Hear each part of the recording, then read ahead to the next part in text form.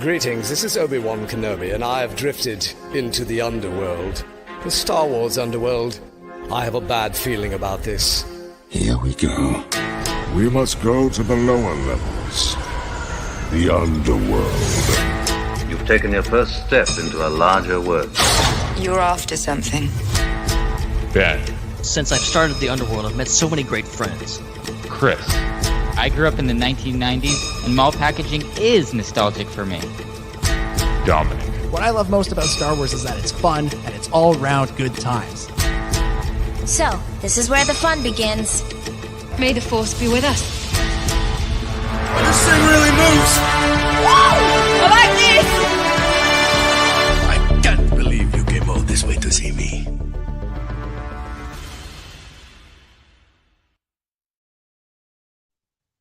What's up, Star Wars fans, and welcome back to another episode of the Star Wars Underworld podcast. We are your source for the latest breaking Star Wars news and discussion each and every week. And this week on the show, we're going to be talking about a brand new clip from the Andor Disney Plus series that just dropped. Also, we have a making of documentary announced for Obi-Wan Kenobi, and shock face, it's not called Disney Gallery. What the heck is going on, Disney? You spent years getting us used to this very bizarre name, and then you just drop it? We're going to be breaking that down. And also, we have more awesome, exciting announcements for everyone on the show. So excited to start. My name is Chris, and joining me, it's my good friend and the founder of the Star Wars Underworld, Ben Hart, the Star Wars guy.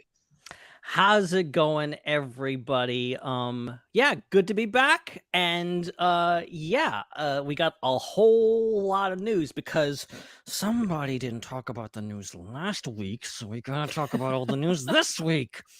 So yeah, that's what we're gonna be doing tonight is catching up on all the news. And there's also, since last week, we've had a lot of really cool things happen that we need to discuss. So gonna be probably a long show. I don't know. We'll see what happens. That's right. We have Dominic Jones on the ground at Fan Expo, also celebrating his birthday this week. So happy birthday, Dom. So he might call in, he might not, depending on how much fun he's having at Fan Expo. But we have a very good third co-host here in his stead. It's Hannah from the Raeside. G'day there. It is going to be very interesting. We have some interesting pieces of news this week. And like we said, we forgot to, there was not enough time in the Mammoth show last week. We got in with Matthew and Joel. But I'm interested to get discussing on the topics we have today. It's going to be a great show. That's right. So we're going to get to a big announcement in just a bit. But first, we want to remind everyone that we still have announcements coming next week, too. That's right. But wait, there's more. I know we usually don't announce things in that order, but I thought it would be funny because that was the order it was in front of me. So we're also announcing that there's announcements next week, but there's going to be another announcement. Don't worry. Don't turn it off. There's another one coming this week. Don't worry. But please subscribe to the channel. Punch that subscribe button, Chewy, if you're not, and super chat with us to financially support us. Get us some money so we can get some pancakes and a ship to ship those pancakes across the Atlantic Ocean to Star Wars Celebration London. Becoming a channel member is another way that you can support us. Even if you're not here watching the show, you can always be a channel member and you can support us on Patreon, patreon.com/the SWU. All right, I'm going to turn it over to you, Ben, about this big announcement, because this is mainly something that you have put together that we're also excited for. Yeah. Right. So to mix things up, we do not have a new show to add to the network next week. We may or may not have more in the near future. You just have to tune in and find out. But this is something we've actually been holding on to for quite some time now. Something we've been working on, and a lot of good people behind the scenes have been working on. And it is the new Star Wars Underworld Discord server Yes. that we are officially announcing. Those of you who have been patrons of ours and some of you good friends, you already know about this, okay? It's the cat's out of the bag, but I hope some of you will find that, and some of you have already been in there, and so now I'm just posting the link in the chat right now. I don't actually know if links work in YouTube comments. We'll find out. So. Copy and paste it if you have to. You guys in the chat are the first people of the public to officially join the new things. And Commander Shepard, some comes in with a $1.99 super chat. Thank you so much. Says, hello there, my favorite podcast. That's amazing. The fact there were somebody's favorite podcast kind of blows my mind a little bit. But I should mention this Discord is something we've been wanting to do for a while, and it's something that is going to be for not just the Star Wars Underworld, but the entire network. So there's be sections for the Raeside, there'll be sections for Ion Cannon and others. And so that's going to be a lot of fun. And there's a big, whole discussion topic. Shout out to our good buddy Joel Davis, who has been kind of spearheading this and making this happen behind the scenes. He's one of our Discord mods now, and it's been a lot of fun. So definitely go join it. Go check it out. It's still a little bit under construction. We're still kind of getting in our bearings in regards to, because I don't know that much about Discord, if I'm being quite honest. But it's been fun learning it. And also we're doing this specifically right now to avoid any incidents without Dominic Jones around, because he will discourage you from doing so, and we can't let that happen. He is wait for the week where he was away to announce this. That's why he's anti-Discord hater that is trying to undermine our efforts. That guy, that dude. So yeah, it's been fun. It's been fun. But yeah, this has been coming for several weeks now, and it's fun to finally let the cat out of the bag. And there's so many areas to go to. It's not just one big random group chat. There's a cantina. There's Star Wars movie specific conversations and TV show specific things. There's so many different areas you can go to and talk about specific topics, which I love. I'm loving that, because you can have one thought about one thing and you can put it somewhere where it's like-minded people will discuss that with you. It's really, really cool. Yeah, exactly. And I also like, I love all our specific things, and we're hopefully be expanding that. And if you have a suggestion on something that would be interesting to add to the whole shebang in there, let us know, because as I said, I'm a Discord noob. I don't know a whole lot about this, and noob, so if you can, word we don't use enough. I don't even know if that applies. Whatever. Discord, Star Wars Underworld Network Discord server is officially out there, and not the last announcement, guys. That's a big one. We've had some big ones in the past, and they aren't over. So be on the lookout for more in the coming weeks and months and years, maybe. I don't know. We'll see how far we can push this. We'll see how long we can be seeing the announcement streak. Another announcement? Are you kidding me? What? Yeah, if you're gonna be like 10 weeks into this, we're like, all right, well, we got to come up with something new, because we got to announce something this week. We got to do it 11 straight. We can't stop now. Someone come up with an idea quick. Making up a podcast. Suggestions. You'd be like making up a podcast and then just doing one episode. Just when you say, we added another show to the network, guys. It's just gonna have one episode because we're desperate. That's right. We're introducing the Star Wars Underworld dating server. It's going to get to that level. It's going to actually, we need to add that to the Discord right now. Actually, no, I don't want to do that. I don't want to have to manage that. Okay. No, I'm not doing that. You, Ben, will be specifically in charge of that. Heck yeah.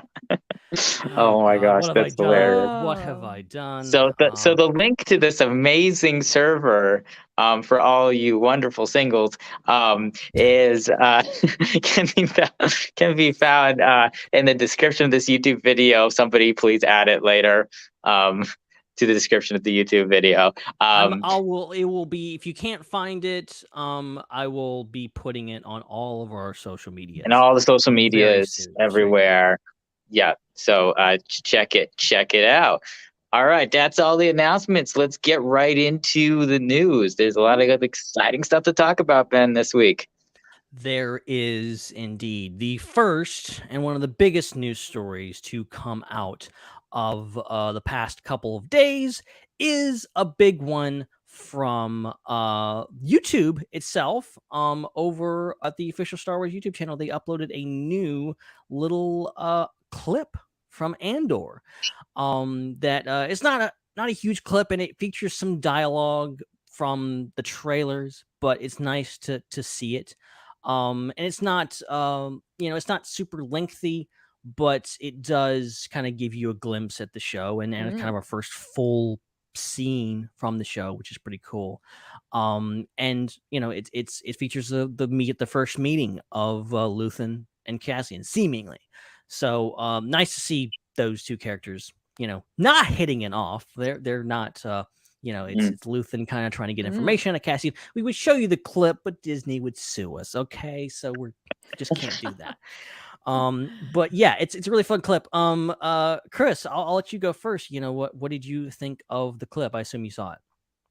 Yeah, I really like the what's the word? Like the casual language of the dialogue, like how Cassian's talking about like the Empire getting fat and how he's gonna like spit in their food. Like it's like something you don't really get in Star Wars a lot. Like it's a lot more kind of like casual dialogue, descriptive dialogue with things. That Star Wars is a little bit more clean cut than that usually. So I thought that really sets a tone for this show because we haven't gotten much dialogue. There's been a little bit in the trailer, but not a whole lot. So it really sets a tone for sets a tone for what this show is going to be like. And I think it's going to be really gritty. It's going to be really gritty. It's going to be really visceral, emotionally, and really real. And it's not going to be like, Star Wars has a lot of really like fanciful dialogue and situations. I mean, you have these Jedi who are these like monk, samurai, guardian people, and you have the Sith who are these like ancient, evil, villainous creatures, and then you have all these politicians and all of these military people, and just almost everybody in Star Wars, they're very proper in one way or the other. So it's kind of cool having a show that's kind of focused around this kind of really gritty young guy who's growing up in the trenches, in the like back alleys of the galaxy, and fighting like this. And like I think that's really cool, and it really sets the tone in the clip with the dialogue. And I thought this clip was really cool, and I think it was a smart move to release this one because it does show a lot of kind of new information about the tone of the series. So I'm all for this.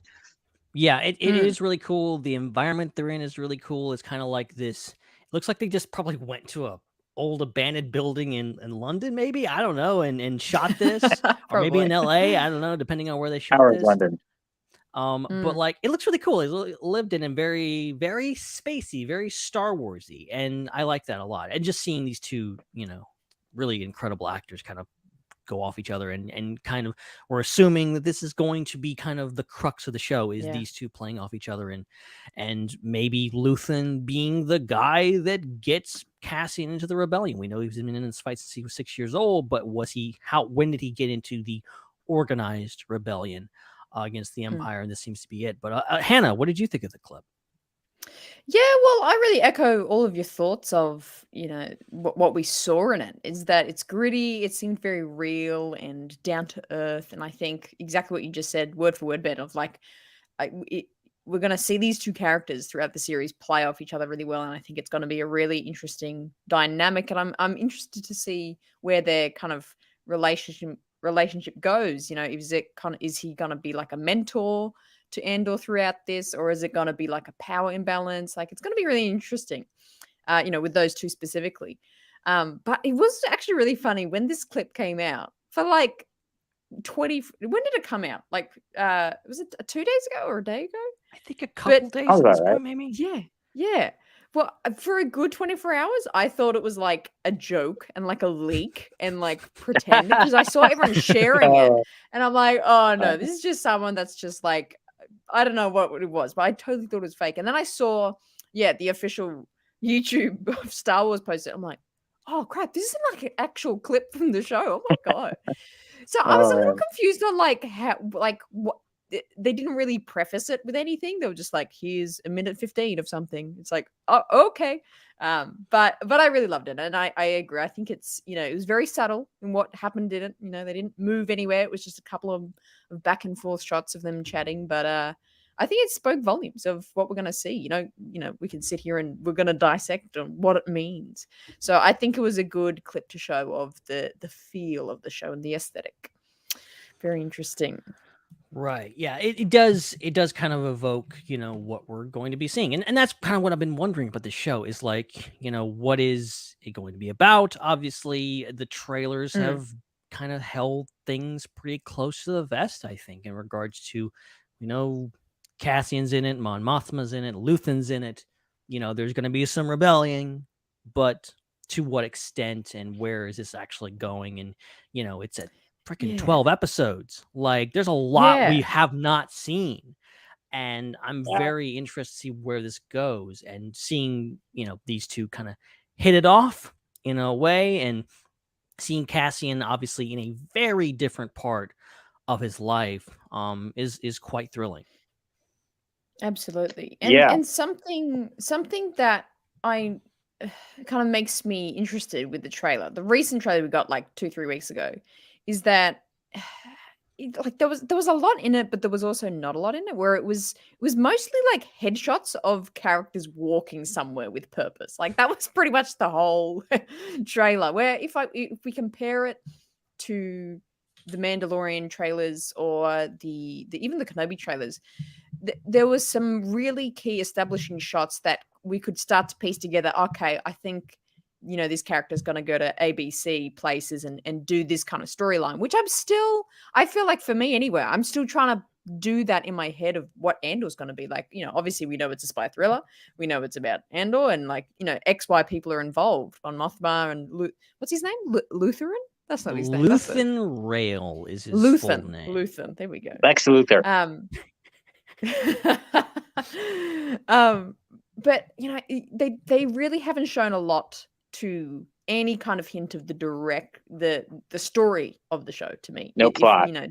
Does anyone pick up anything on the plot yet, or is that No, that's the thing. Yeah, no, I'm not reading much into it. I feel like so far what we've seen is been more character based. It's been kind of, there's been more hints about what the characters, who they are, what they're going to be doing, as opposed to the plot. I think that's going to develop as the show continues and we see more of it. But I mean, what I'm really picking up on here is that, the Cassian is a very cavalier attitude, a very like fake it till you make it Aladdin-esque kind of attitude to him. Riff raff, street rat. Yeah, I mean, really, I think it is absolutely, it was a brilliant representation of his character when, Luthen's like grilling him, like, how'd you get in? And Cassian's like, I just walked in. Like, these fools, they're not paying attention. Like, I just put on a uniform and walked in, bro. And like, I thought that was a really cool kind of moment to show. Yeah, I got Abu in there, and Abu's picking the pockets. Yeah, that's it. Yeah, that's what we're missing. Like, that was great. That was great. So that shows you, I guess, from the plot perspective, what he's gonna bring, because perhaps the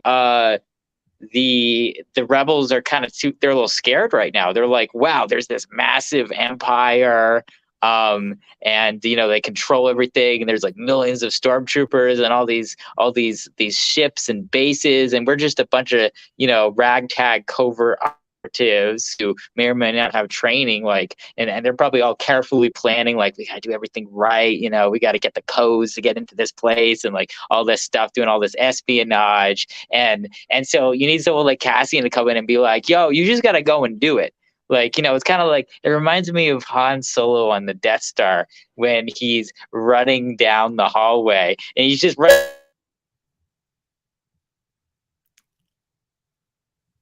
stormtroopers, and he just Key point. Oh, there screams we and go. runs around. Like, oh man. So Yeah. it's kind of like that. You picture Cassian kind of doing that. Like he's just gonna jump in there and start doing things because he believes in himself, and that's kind of some energy that I don't think the rebellion has right now. I don't know if they believe in themselves yet. So I think he's gonna add that. So I think whatever he's a part of, whatever missions that he goes on in the plot, The plot. they actually realize, wow, we can do stuff. We can get away with stuff. Yeah, Right, and that was right. there was a piece of his dialogue where he said something like that. You know, how'd you get in there? You just walk in, like they don't like they're too kind of high and mighty to notice. I just walked in, kind of thing. Like, yeah, that was such an interesting line to me. I'm Fat. like, oh wow, He said there. He called them fat.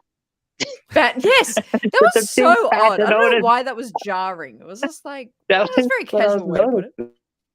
noticing. I just Yeah. I like the idea. I mean, you watch Rogue One, and like at that point, they're literally like right before A New Hope, like right before the Battle of Scarif, going like, if it's war you want, you'll fight alone. Like we don't want war. Like, I don't know why you're surrounded by a bunch of soldiers and you don't want war, but that's how a lot of people think inside the rebellion. So you imagine backing up 10 years or even 5 years, what the rebellion is actually thinking. What is the rebellion at this stage? How many people are actually involved? You have the leader of the rebellion, the would-be leader, is in the Senate, still trying for diplomacy, trying to make things work.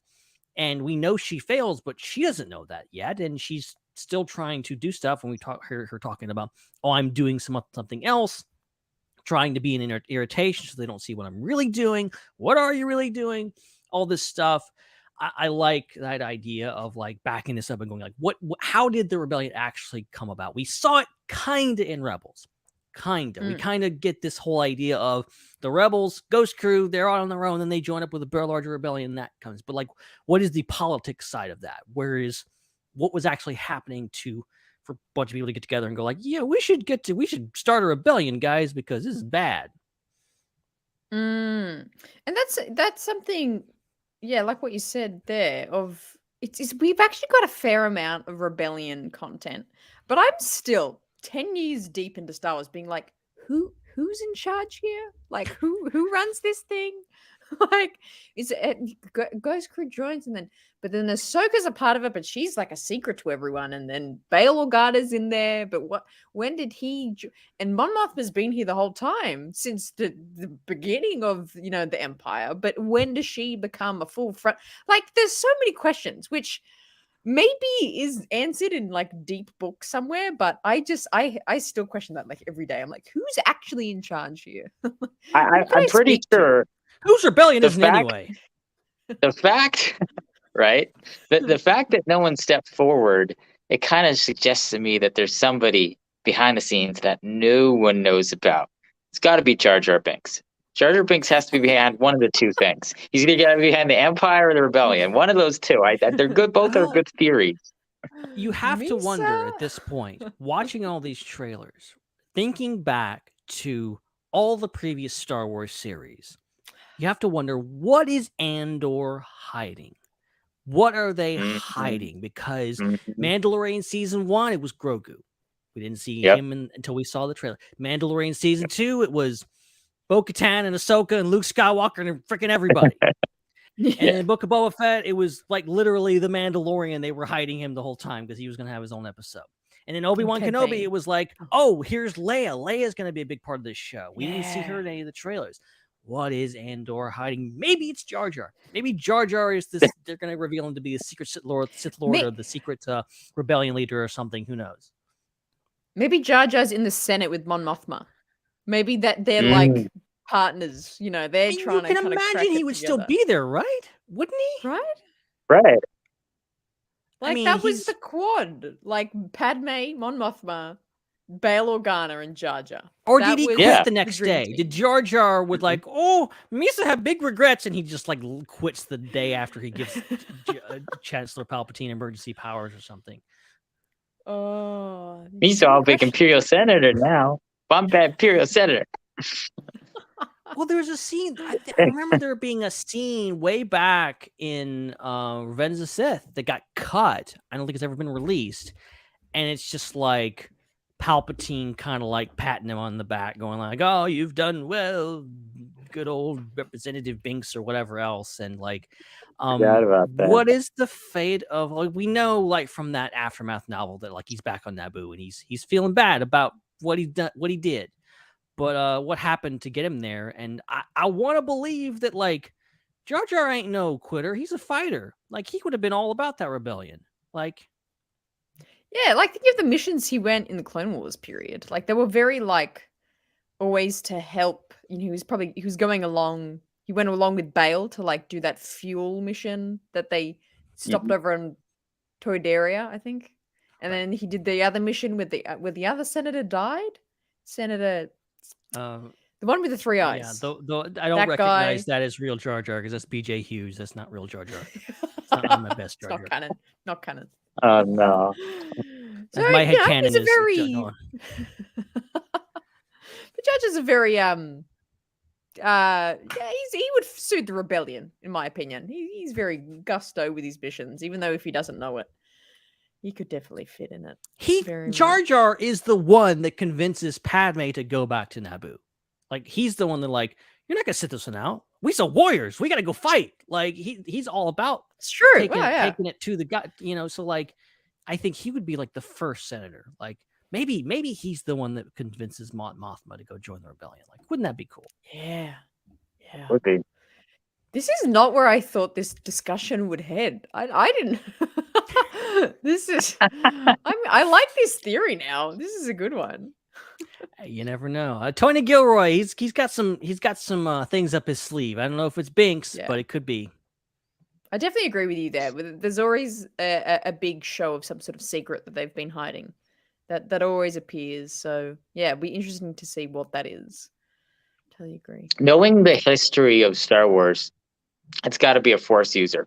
Because every time they try to tell us there isn't a Force user, there's a Force user. And this goes all the way back to Star Wars Rebels. Originally, they were saying Star Wars Rebels is not going to have any Jedi or Sith in it. It's just going to be about this group of kids on a ship fighting against the Empire. And that was the original pitch for the show. And then it just ends up, one of those kids ends up being a Jedi, and one of the mentors ends up being a Jedi. And then there's Ahsoka, there's Maul, there's Darth Vader. It's like Jedi and Sith everywhere, all over that show. Ben Kenobi fighting Maul, like everybody gets in on the action in that show. And so then we get to Rogue One. And again, the thought behind Rogue One is there's maybe no Force users in this. They're going to talk about the Force. It's going to be like this mystical religion that they're talking about. They're going to say, may the Force be with you, but there's really going to be no Force being used in this show. And we're thinking that the entire time. And then Darth Vader whips out his lightsaber and starts using the Force at the end, like a maniac. And one of the greatest Force user scenes in the history of Star Wars. And so once again, they hid a Force user scene behind all these ideas that the movie wasn't going to be about that. And it just seems like it again and again and again. When you think something's not going to involve Force users, it is. And here we are again with another show, Andor, that doesn't look like it's going to involve any Force users. It's just the Andor and the Rebels and the Imperials, and that's it. Like, I don't know. I mean, again, Mandalorian, same thing. Grogu, it's not shoehorn Force user right in there. I'll take it a step further and say that it's not just Force users. It is specifically Skywalkers. They always find a way to weasel in a Skywalker. Every single season, they put a Luke Skywalker in both Mandalorian and Book of Boba Fett. Of course, Obi-Wan Kenobi is all about Skywalker shenanigans. He's technically in Rebels. Exactly. I think, I mean, we're obviously getting Palpatine in Bad Batch, so that's happening. He's that, I mean, it's all in the family there, Palpatine, Skywalker. So so I'm curious, are they, I would be shocked if we don't get a Vader cameo like at one point in season 1 or season 2 of Andor. I'm not saying he's going to come in and kill everybody. I wouldn't be opposed to it if it's just like he just walks by in the background. Like, that's it. That's all you see of Vader, and like that, it just kind of driving home the fact that this is about other people besides what's going on in the big picture. All these big powerful people. This is about the little guys that are trying to make it. And you know what's interesting is that all the times that we've gotten Hayden as Vader has been very, you know, it's the movies, it's Skywalker based, and then also, you know, then we see him in Kenobi, which is Kenobi, you know, it's very main character mainstream. So I like this theory here, similar to the Rogue One, where it's like, yeah, it was a dramatic scene, but it was for like 45 seconds at like the end of the movie, of where it really wasn't about him. Like I can see them doing a similar thing, and that's a good kind of concept to have behind it. Of it's not about the big. It's not just about the big, you know, the Emperor and Vader. It's also about what's happening in the underworlds and the grit of the planets and to the civilians. And I think that that'll emphasize that if we're like, they like mention Vader and we just see like Hayden Christensen as Vader just like walk past in the scene. We're like, oh, that was him. Wow. Oh my God. You know, I mean, Hayden was in the suit not that long ago. You know, they definitely. Yeah, I feel like a lot of these shows are kind of maybe crossing over with filming and stuff like that, and I think that's probably how the you know, Tim Morrison showing up as a clone in Obi-Wan Kenobi kind of happened. So like, there's a lot of room. That said, I hope they get away from cameos. I really hope there's not a cameo of the week for Andor. As much as I'm not like opposed to like someone showing up every once in a while, I hope it's focused on the characters. I hope it's focused on Andor and, you know, Mon Mothma and all the stuff that's going on there versus, you know, oh my God, this person, it showed up. But okay, one exception is Jar Jar. Jar Jar has to be in every episode. But everything else is fine. No one else is allowed. All sparkling glowy. Well, I have one other exception, but it's going to make more sense when I talk about him in another piece of news later. So I'll leave that for. We actually have. We're spending a freaking hour on this one piece of news. We have so many other things to talk about. It's not even funny. So let's do that right now. We'll save that for later. We'll jump on to the next thing, because the next thing is also very exciting. We've been talking a lot about Obi-Wan Kenobi, and we finally, as you mentioned, we are getting a behind the scenes documentary, and so Disney Gallery Obi-Wan. Wait, no, it's not Disney Gallery. What is this? What is this madness?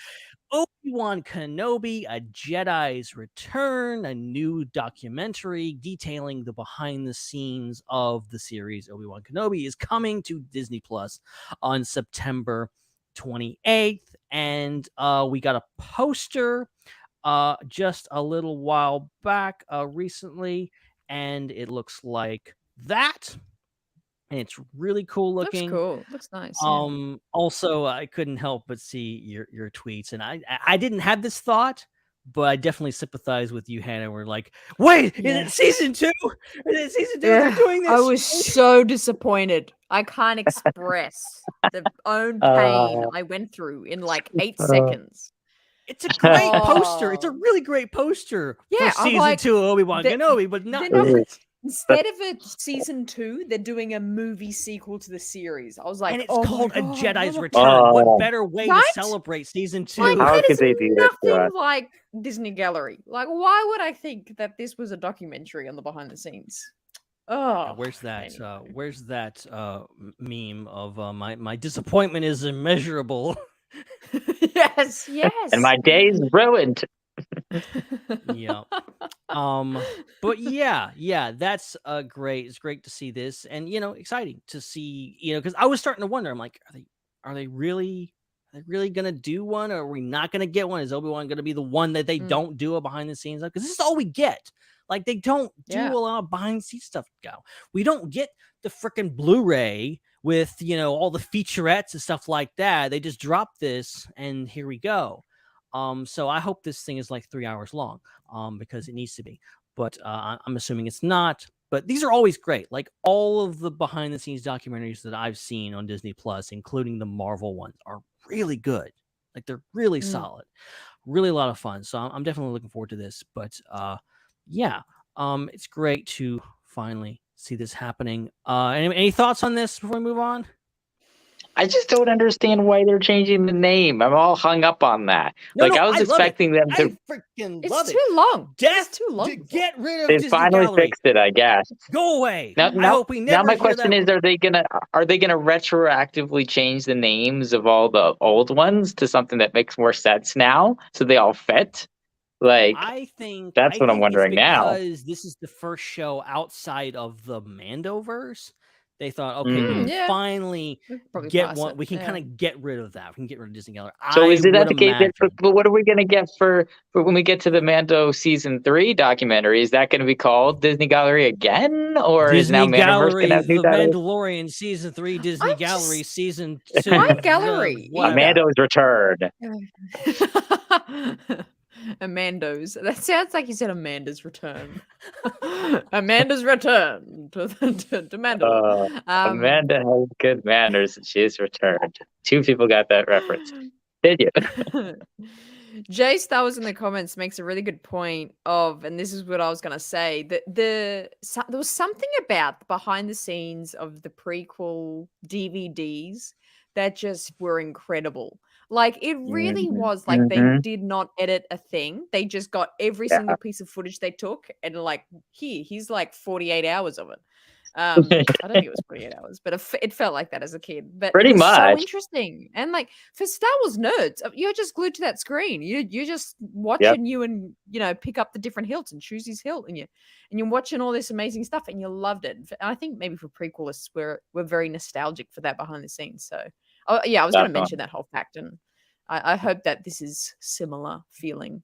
Prequels were really a golden age for behind the scenes content. I think we talked about it a lot on this show, so yeah, I hope this is more of that. What really spurred it was the movies being released on DVD.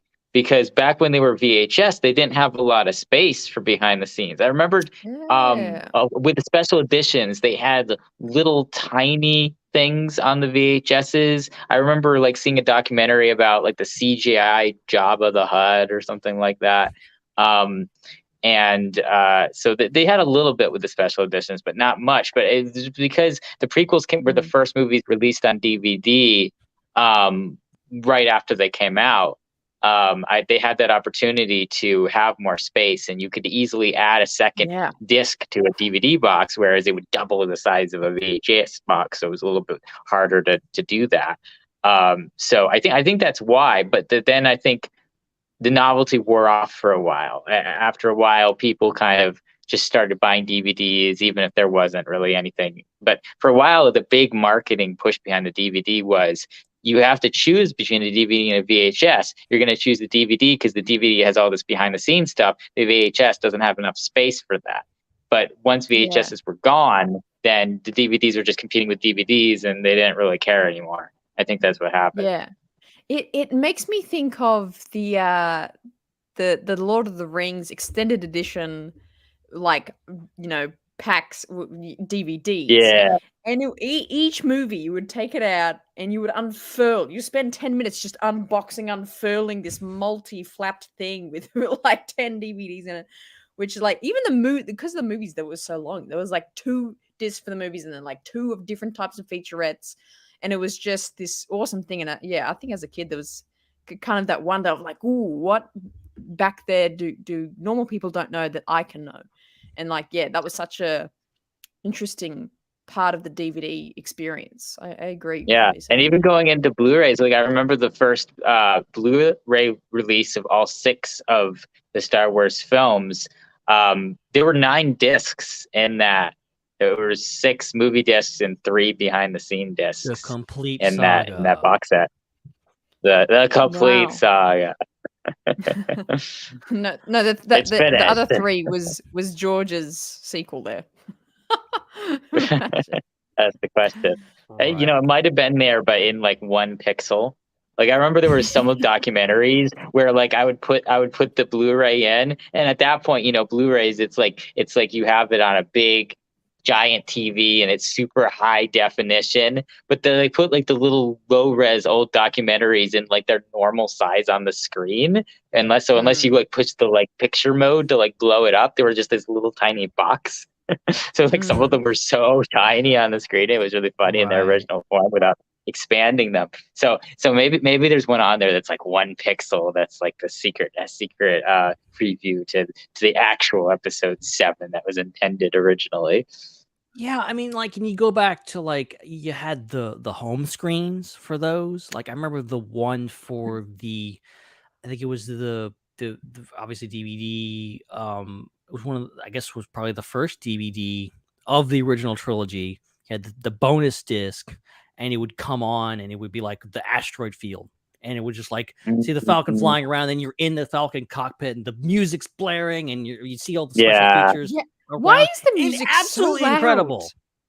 The home music is always exponentially louder than what it needs to be. And then you fall asleep on the couch watching it. You know, you put on Empire of Dreams, and then you fall asleep, and then it's like, bam! And you're like, what?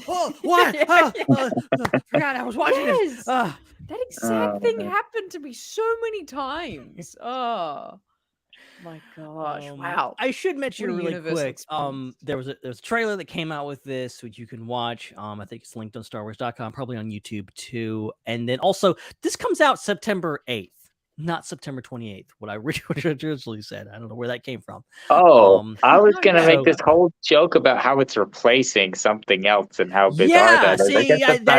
I think that's what happened in the notes. I think someone, definitely not me, did and switch the dates because the September 28th has something to do with the next thing we're talking about.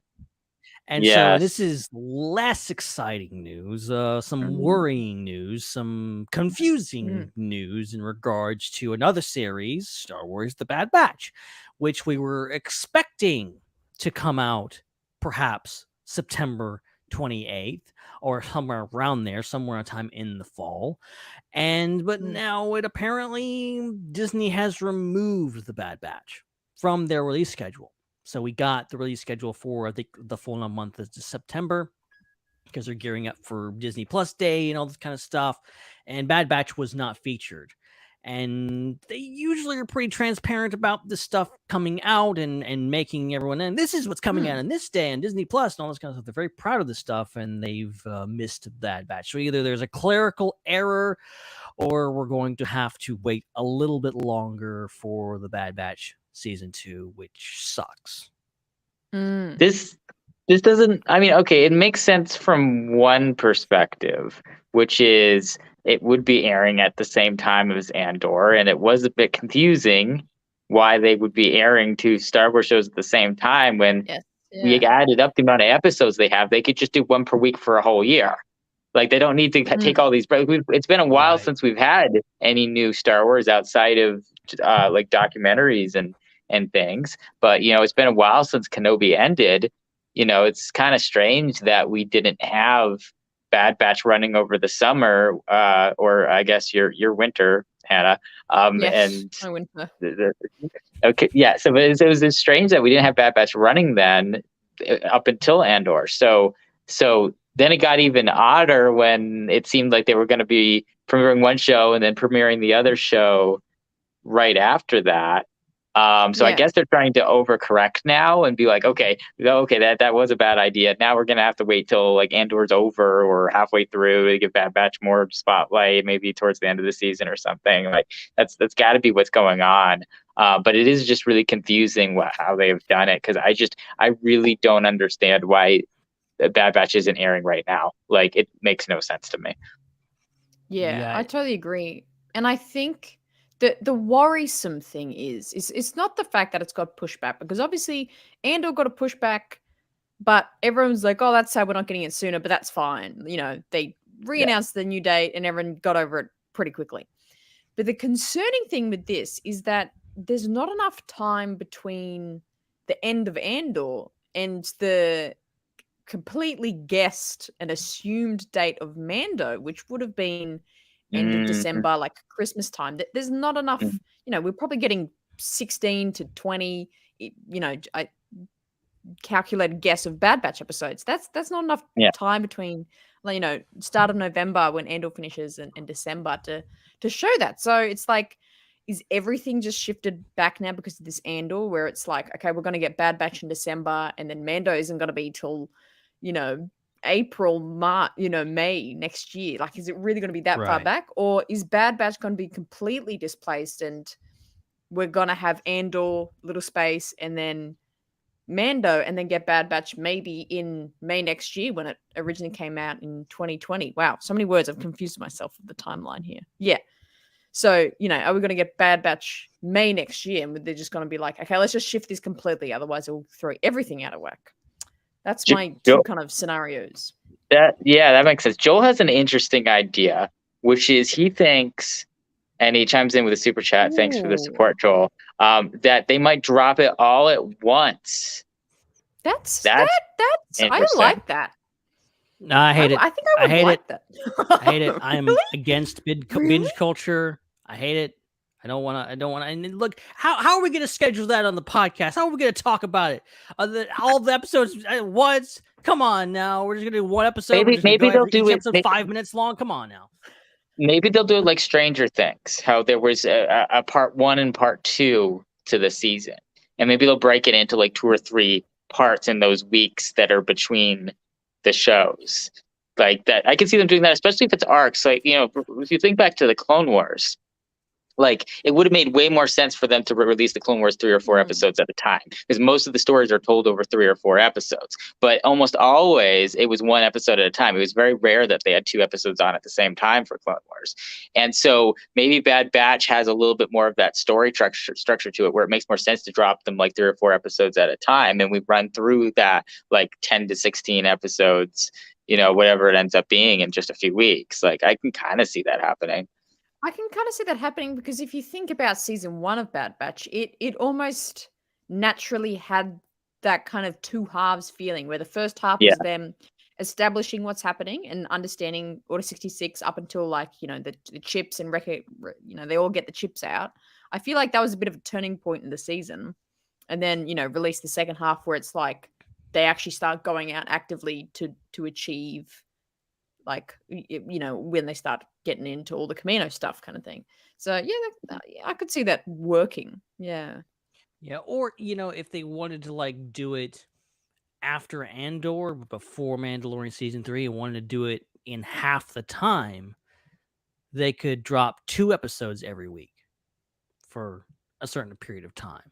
So you get like an hour of Bad Batch every single week, and it's less. It's still like you're getting something every week for a while, but it's not a huge long time, just a short period of time.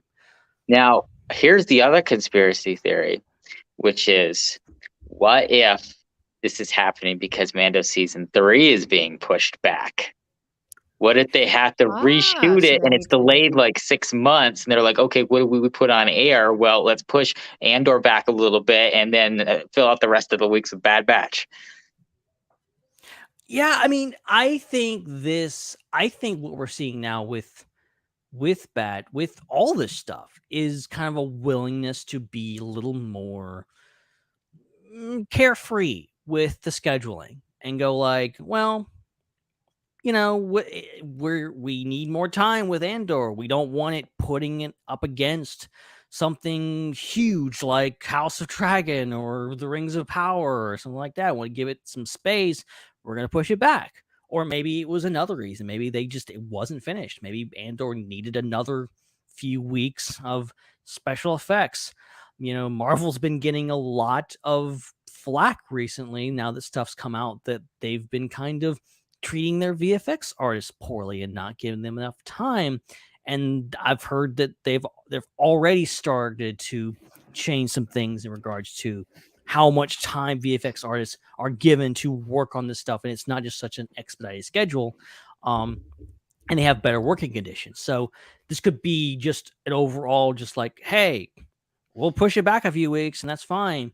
And I think that's also probably the reason why we don't get like the full promotional push or even a release day for these shows until Yeah. really late in the game. Like they wait until the last minute to do this, to release this stuff and to nail down a date. I think that's because they're probably constantly changing behind the scenes. And even when they put it out, it's still changing. So, and it could just be production issues, could be scheduling issues, they're probably trying different things out. I think they tried some different things with Miss Marvel. They dropped Miss Marvel right in the middle of Obi-Wan Kenobi, and it didn't seem to work because that's like the lowest viewed show overall, even though in my opinion it was one of the best and it's one of the highest rated Marvel shows that they've done. I think they were trying to we get something in there like, oh, people are watching Obi-Wan, well, they'll watch Miss Marvel. I don't think it actually worked. They soloed Miss Marvel. But I think they're trying different things. I think they don't really have a good idea yet. So I think that's why we're seeing such an influx in just different things here and there. And I was going to mention exactly what you said there with the promotional stuff. Like genuinely have zero memory of the promotions of Boba Fett. Like I feel like we promote it to ourselves. I feel like, hey, we know this, it's gonna come. Is it gonna come? Okay. And then we get like someone mentions, oh, it's this one day. Like it's not even a big promotional, it's just like some random tweet from Star Wars being like, it comes here. And we're like, and then we promote it to ourselves and we gotta like hype ourselves up, being like, it's coming. But then in saying that, that's pretty a harsh criticism to Star Wars, but I stand by my word. But I feel like Andor, they're doing much better with the promotional side of it. Diego and Genevieve O'Reilly, that's the name, is, they're doing the rounds at the moment, just like Hayden and Ewan did and Moses did. And I think Obi-Wan, they were getting there with getting better with promotions because it was just such a renowned name. But I think even Andor, like the promotions on Andor is really, really exciting. And I think it's getting a lot more people excited. I will echo that. I think Andor, it's weird. Like we just got off Obi-Wan Kenobi. That was huge. Obviously one of the biggest Disney Plus shows so far. And it was huge. Like regardless of what you think about it, like it was a massive show. Andor feels different to me. It feels like we're anticipating a Star Wars movie again. It feels like that, like that type of anticipation, that type of things. We're getting clips. Yeah. We're getting these big epic trailers. All these news articles constantly. Every time you open Twitter or Reddit, there's new photos popping up or whatever else. A lot of really good promotional content that I think is building the hype. I think maybe it is because they feel like they need to sell people on this, as opposed to Obi-Wan Kenobi was the thing that everyone asked for, and they were just like, here, have this. This is the thing you've been asking for 10 years. Have them. Andor is more like, okay, we have to actually like get Diego and Genevieve and Tony and all these guys out on the press tour. We got to get them interviews and release all these clips and photos to get people excited for this. I think all of us smart people, all those people that are paying attention, knew all along this is going to be a hit. But I think they're, to the general public, are like, Andor, who? Well, I think to an extent, but then also I think whenever I'm talking to people, they always say like Rogue One's one of the best new things to come out of Disney Star Wars. And so I think that there is a fan base for this show that actually might even transcend Star Wars itself. Because I think there's a lot of people who are kind of meh on Star Wars who actually really liked Rogue One as a movie just by itself. A lot of people that I talked to that were kind of just more casual, just moviegoers said, like Rogue One is my favorite Star Wars movie, especially of the new ones. And for a lot of people, even including the prequels and that. I think on one hand, he's not known to the older audience. Like if, you grew up in the 70s and 80s and 90s with Star Wars, which many people did, obviously there's no Andor in there, whereas there was Boba Fett in there, whereas the name Kenobi was in there, whereas Mandalorians existed within the Star Wars lore going back into the 80s and 90s. So people knew about all of that stuff. But when it comes to, I think, newer generations and anybody that's been watching movies over the past like 10, 15 years. I think Rogue One is a lot more popular than people think. It made a lot of money. A lot of people really loved it. It was very critically acclaimed, and I think a lot of people are going to remember Diego Luna and the name Cassian Andor, and I think it does have a lot of recognition.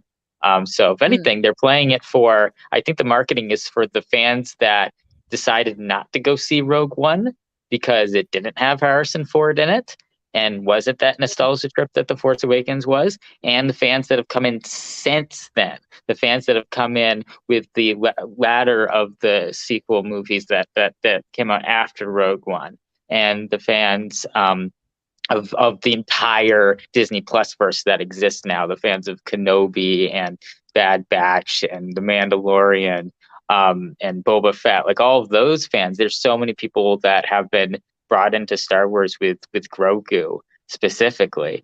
I think they need to be told who this character is. So I think that's who the marketing is for, because rarely Andor is really the only show that has not been backdoor piloted by another show that this generation knows. Wow, that's a good point. Which is weird to think about it, but it's like Kenobi, he's bouncing around. People are talking about him. He shows up in the Disney Star Wars Rebels a few times, so people know who Kenobi is, even if they haven't seen the original trilogy. And they know some of the other characters from that show as well. Leia makes appearances in Star Wars Rebels, and obviously that she's in the sequels.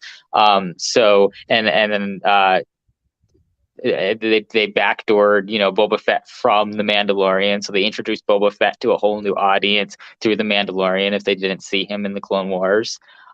So they've been doing these backdoor pilots. Ahsoka has a backdoor pilot. Ahsoka was introduced in live action to a brand new audience through the TV show The Mandalorian, and also Book of Boba Fett. So, but Andor is disconnected from that. Like if you're just watching Disney Plus and you haven't seen Rogue One, and you haven't been watching Star Wars movies in theaters, if you become a fan after Rogue One came out like over 5 years ago, you don't know who this is based on just this backdoor pilot strategy that they have of familiarizing characters before they make shows out of them with the new audience. So it makes sense this would have the most aggressive promotion because you don't have that. So general audience, theater going audience, they know who he is if they've been watching movies for the past 10 years. A lot of other people, maybe not.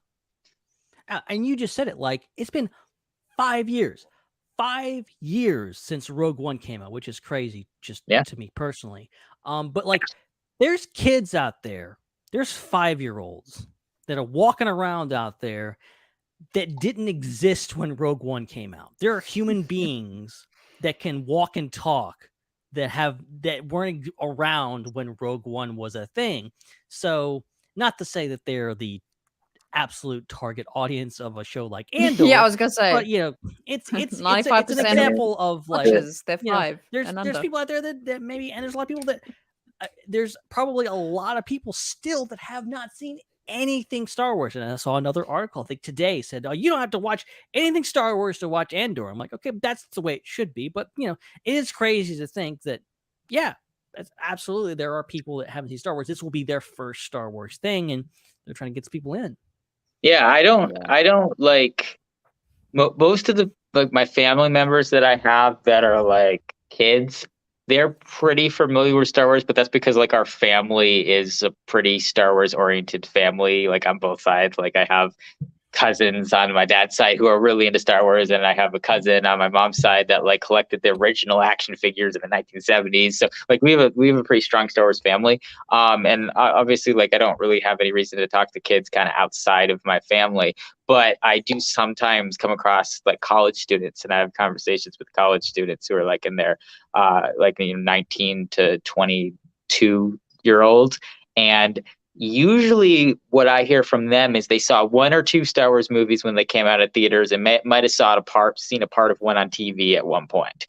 Like that's kind of the if you're not like, if you had never had one of your friends or family members tell you have to watch these, and you didn't grow up with it, and you never yourself decided to just go and binge watch all of them, most likely people have seen a few of the movies that came out of theaters. They've probably seen maybe 2 or 3 of the sequel movies, and maybe they saw like 1 or 2 of the 1 through 6 because it was like on TV or it was on at a friend's house or something. That's the kind of general knowledge of like college age people, at least in my area, whenever I'm talking to them about Star Wars. And then, of course, they always ask the question of, well, what do I do now? Like, I've seen, episodes 7, 8, and 9, and I think I saw episode 2 when I was a kid, but like, I don't know what to do now. Like, that's kind of that's the gist of things. That's funny. So in this conversation, I want to make a funny point of this conversation. We were talking about the Bad Batch. But there's so much going on with Andor, the characters in Mando, what's going to happen in the season 3, oh my God, Obi-Wan, that was insane. Like, there's so much of this conversation. Like, this is a great example where it's like, yes, Bad Batch, I think, is a fantastic show, and I loved Bad Batch so much. And I'm really excited for season 2, but it's like, it is getting, unfortunately, covered a little bit at the moment. So... I think it's really sad to see that we don't have a definitive like scheduled. If I had my way, if I was Bob at Disney Plus, and I was making the schedule, I would have Andor run its course, and then the week after the Andor season finale, Bad Batch starts, and then that runs through episode every week, and then after that, Mandalorian season 3 starts the week after Bad Batch, and then just continue on until just keep it going. It's not gonna stop because we still gotta release Tales of the Jedi. What the heck happened to Tales of the Jedi? Who's even talking about that? That's a thing. When was that meant to come out? This fall, apparently. I originally heard that was supposed to come out on May 4th. That was the first time I heard any date rumored for that show was May 4th. And then we think, oh well, maybe they'll show it to us at Celebration and then start to show maybe like after Kenobi or something. And they did. They showed us one episode, or at least in the parts of other episodes at Celebration. A lot of people got to see that. It's done. It's completely done. And yet we had this whole summer/winter of nothing. Like, what just happened? Where is it? And now there's all these other shows that are all running, and it's like, where are they even gonna fit that thing in? Like, are they waiting till May 4th of next year? Like, what's going on? Yeah, so confusing. Is weird. I mean, potentially we could have 1 week of a new episode of Andor, new episode of Bad Batch, and all of the Tales of the Jedi shows dropping the same day. Yeah, very likely. Well, what do we think of the whole idea of, what if Andor, I miss, it's on Wednesday, but if that was on Wednesday and then Bad Batch came out like Friday nights, same week, same time, but we're just dropping on different days of the week. Could that still work? That's also thing that I wish they would. Well, I do like the where they have them now because it's good for our podcast. It's great. It's great for scheduling. But I do like the idea of like dropping different things in different days. Seems like Disney Plus was leaning more into we release TV episodes on Wednesdays and then we do, we do movies on Fridays. But like I'm thinking like give everything its individual day. If She-Hulk's going on now, give it Wednesday. If Andor's going on, give it Thursday or Friday. Or drop something on the weekend. Drop it on a Sunday for Saturday morning. Really releasing. Yes. 9 a.m. on a Saturday morning. I don't know about you, but the airing of the Clone Wars here in Australia, it's probably similar. But new seasons and new episodes. Maybe it was I think it was Saturday morning because it was, originally kind of geared to that younger school age audience. And Saturday morning was a great time for like, you get up, it's the weekend and you watch your cartoons and you wait till your favorite one's on and Clone Wars comes on. So, maybe something with the Bad Batch again. Yes, it's geared towards the school age, but like obviously all us very old people are watching it still. So it's like, they could do something like that. I mean, that's pretty outlandish. And I don't think they would do that. But I think that's a concept I would love to see, Saturday morning release of a show as if it's like, Cartoon Network or Nickelodeon. Yeah. that kind of style. And Yeah, more no, that like was a a big thing. manageable time and not 2 a.m. for us. Right. I see. That would That be nice. would be 2 a.m. for me though. That would See, reverse the we'll do a roles switch. there. Yeah. That would even playing field then. That'd make Yes. it even. There we go. All right. Well, I don't know how we got here. We got here. We just solved all of Disney Plus's Yeah, we just rescheduled everything. scheduling problems. So you're welcome, Bob and Kathy, and the other Bob in social media, and all the Bobs. There's a lot of Bobs at Disney. All the Three Bobs. Bobs. So nice. That's so nice. So many Bobs. I think they're actually cloning them. I think it's Attack of the Bob clones. I think they're actually just cloning a bunch of Bobs, and that's why. Anywho, let's move on to something else. Let's move on to a new little teaser for what's coming up next in the book realm. We got two big book announcements in regards to the Star Wars Jedi franchise. I guess is what they're calling it, even though it's Jedi Fallen Order or Jedi Survivor.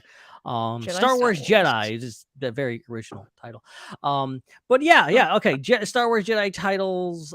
We got two big books. We got a novel, first of all, Star Wars Jedi Battle Scars.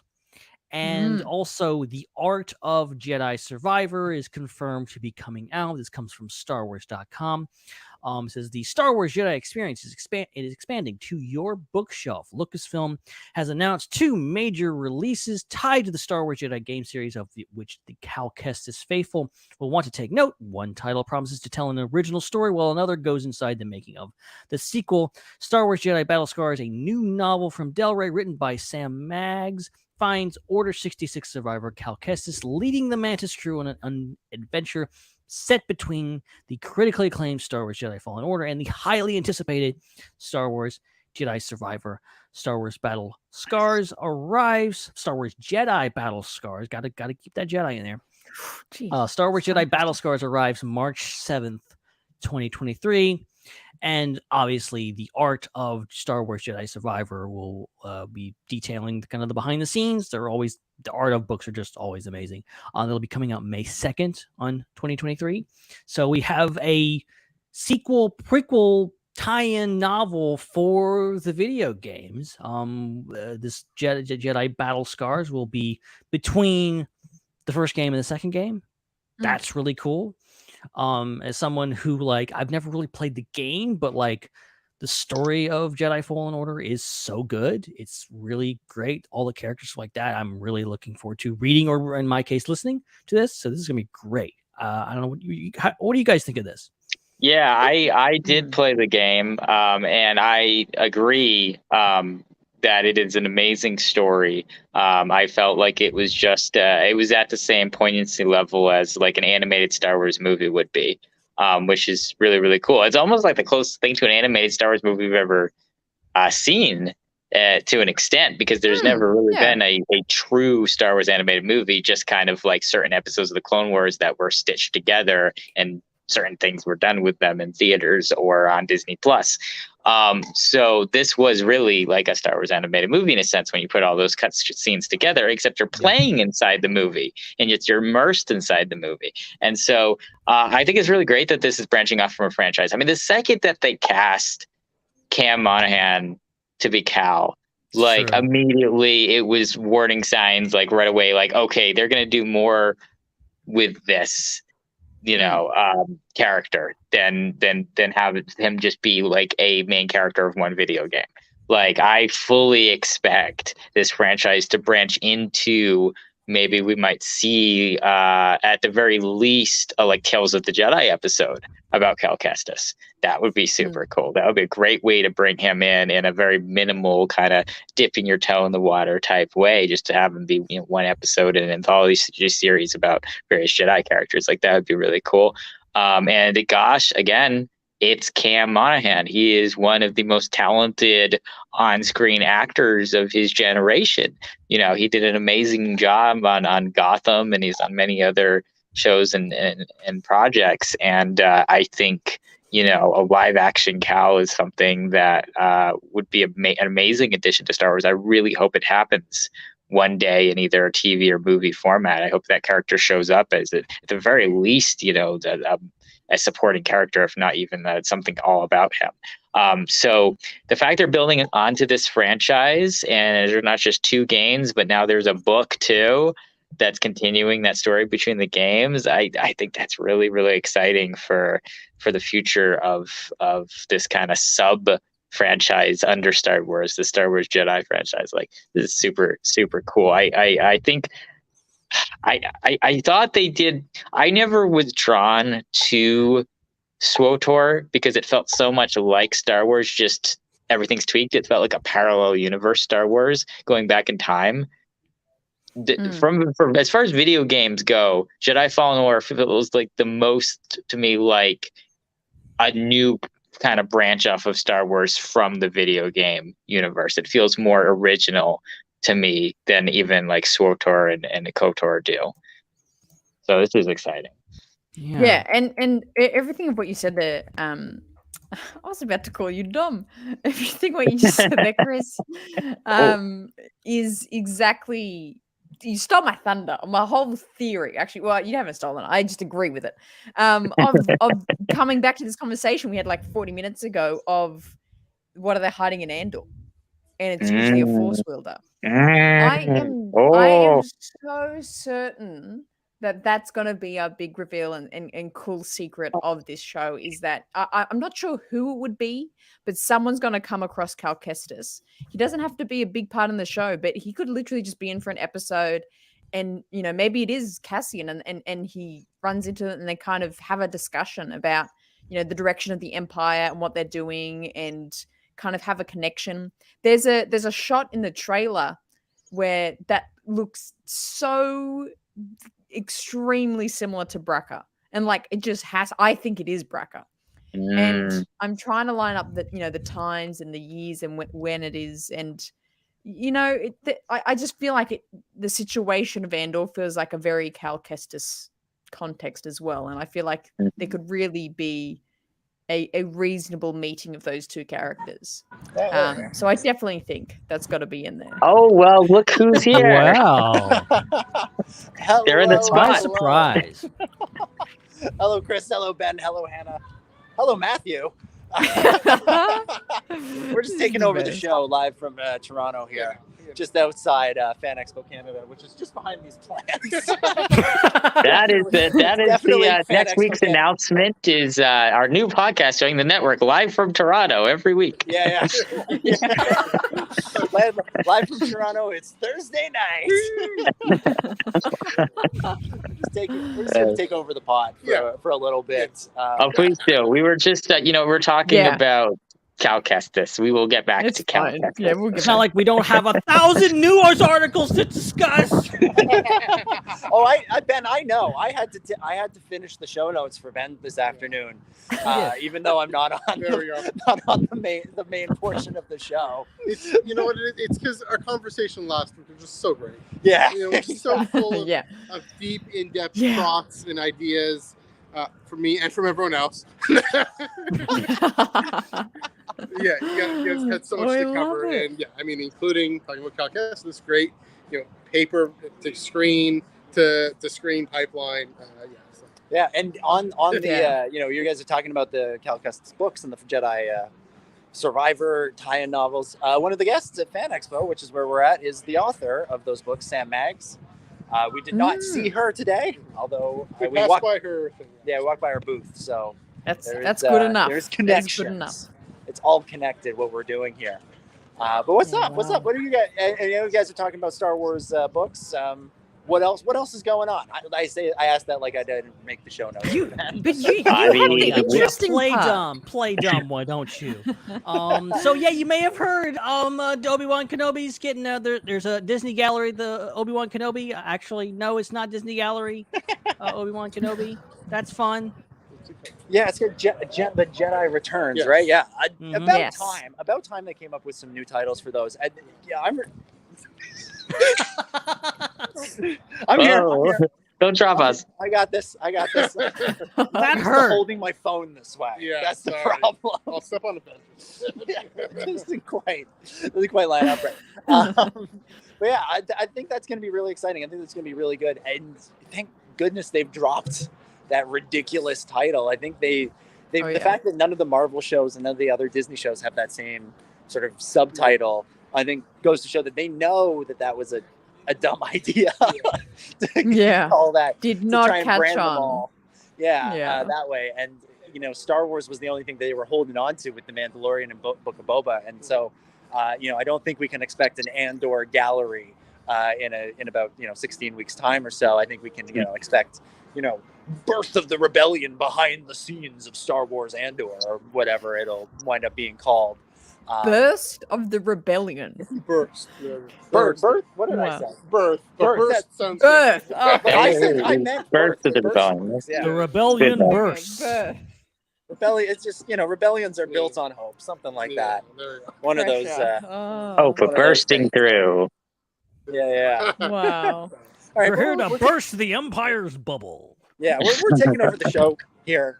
I just turned off my camera. I'm like, what we're taking over the show here. Matthew, what's been your highlight for Fan Expo? I mean, this is still a broken record.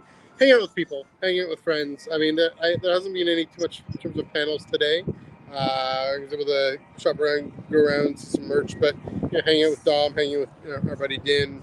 Chatting Star Wars, wearing the Toronto hats, and I mean, again, like I think I keep mentioning, this is the first full-size con here since 2019, and we can definitely feel the energy, feel the vibe, and lots more to come. I mean, especially tomorrow, there's a lot more Star Trek folks coming on, but hey. We talked all Star Trek last week. Come on. Check that episode out if you guys are curious. Star what? Anyway, but look for Katie Sackhoff and Giancarlo Esposito and Carl Weathers. Yeah. And apparently a panel that I'm moderating. Who knew? On Sunday. On Sunday, there is the DIY Hero's Journey panel, which began at Force Fest in 2020.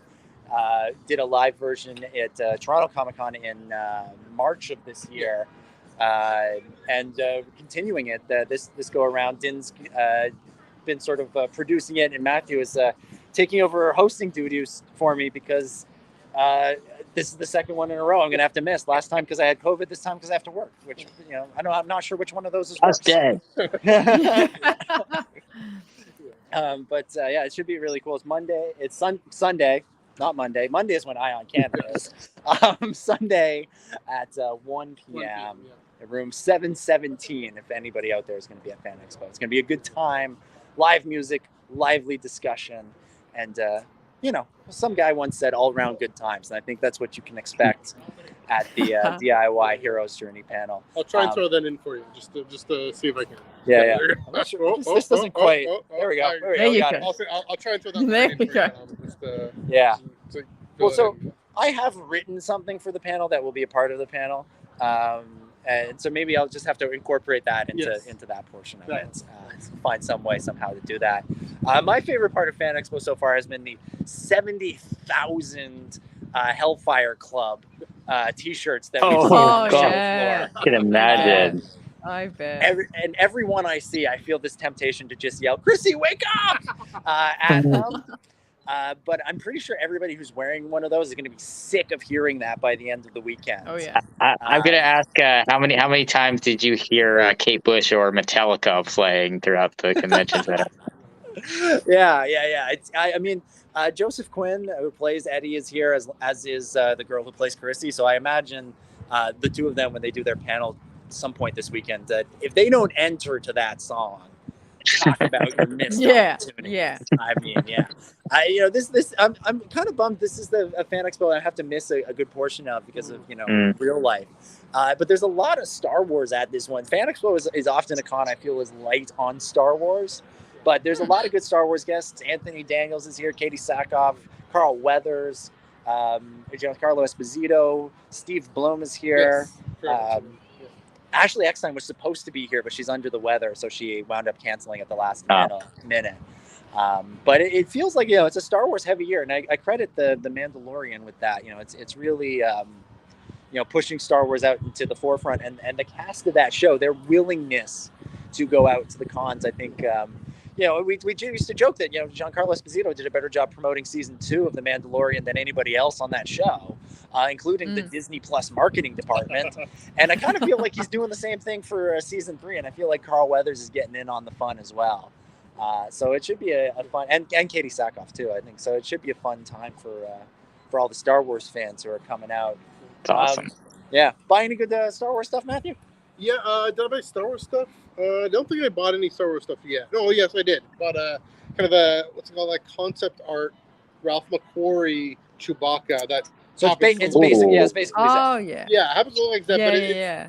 You know, it's like different skin fur color and all that. So that was really cool. I didn't even know they had made those figs, but that was great. I just want to say about the guests. The thing about Fan Expo, usually a lot of folks, I don't know, because of the border, because of travel, who knows what, the time of the year it's at, they often just cancel a lot. And so we are truly blessed that a lot of folks have actually stuck it out, are coming. Again, you know, Ashley Eckstein, she definitely wanted to come. She even posted a heartfelt video saying, "Oh, I wish I could come, but I'm just not.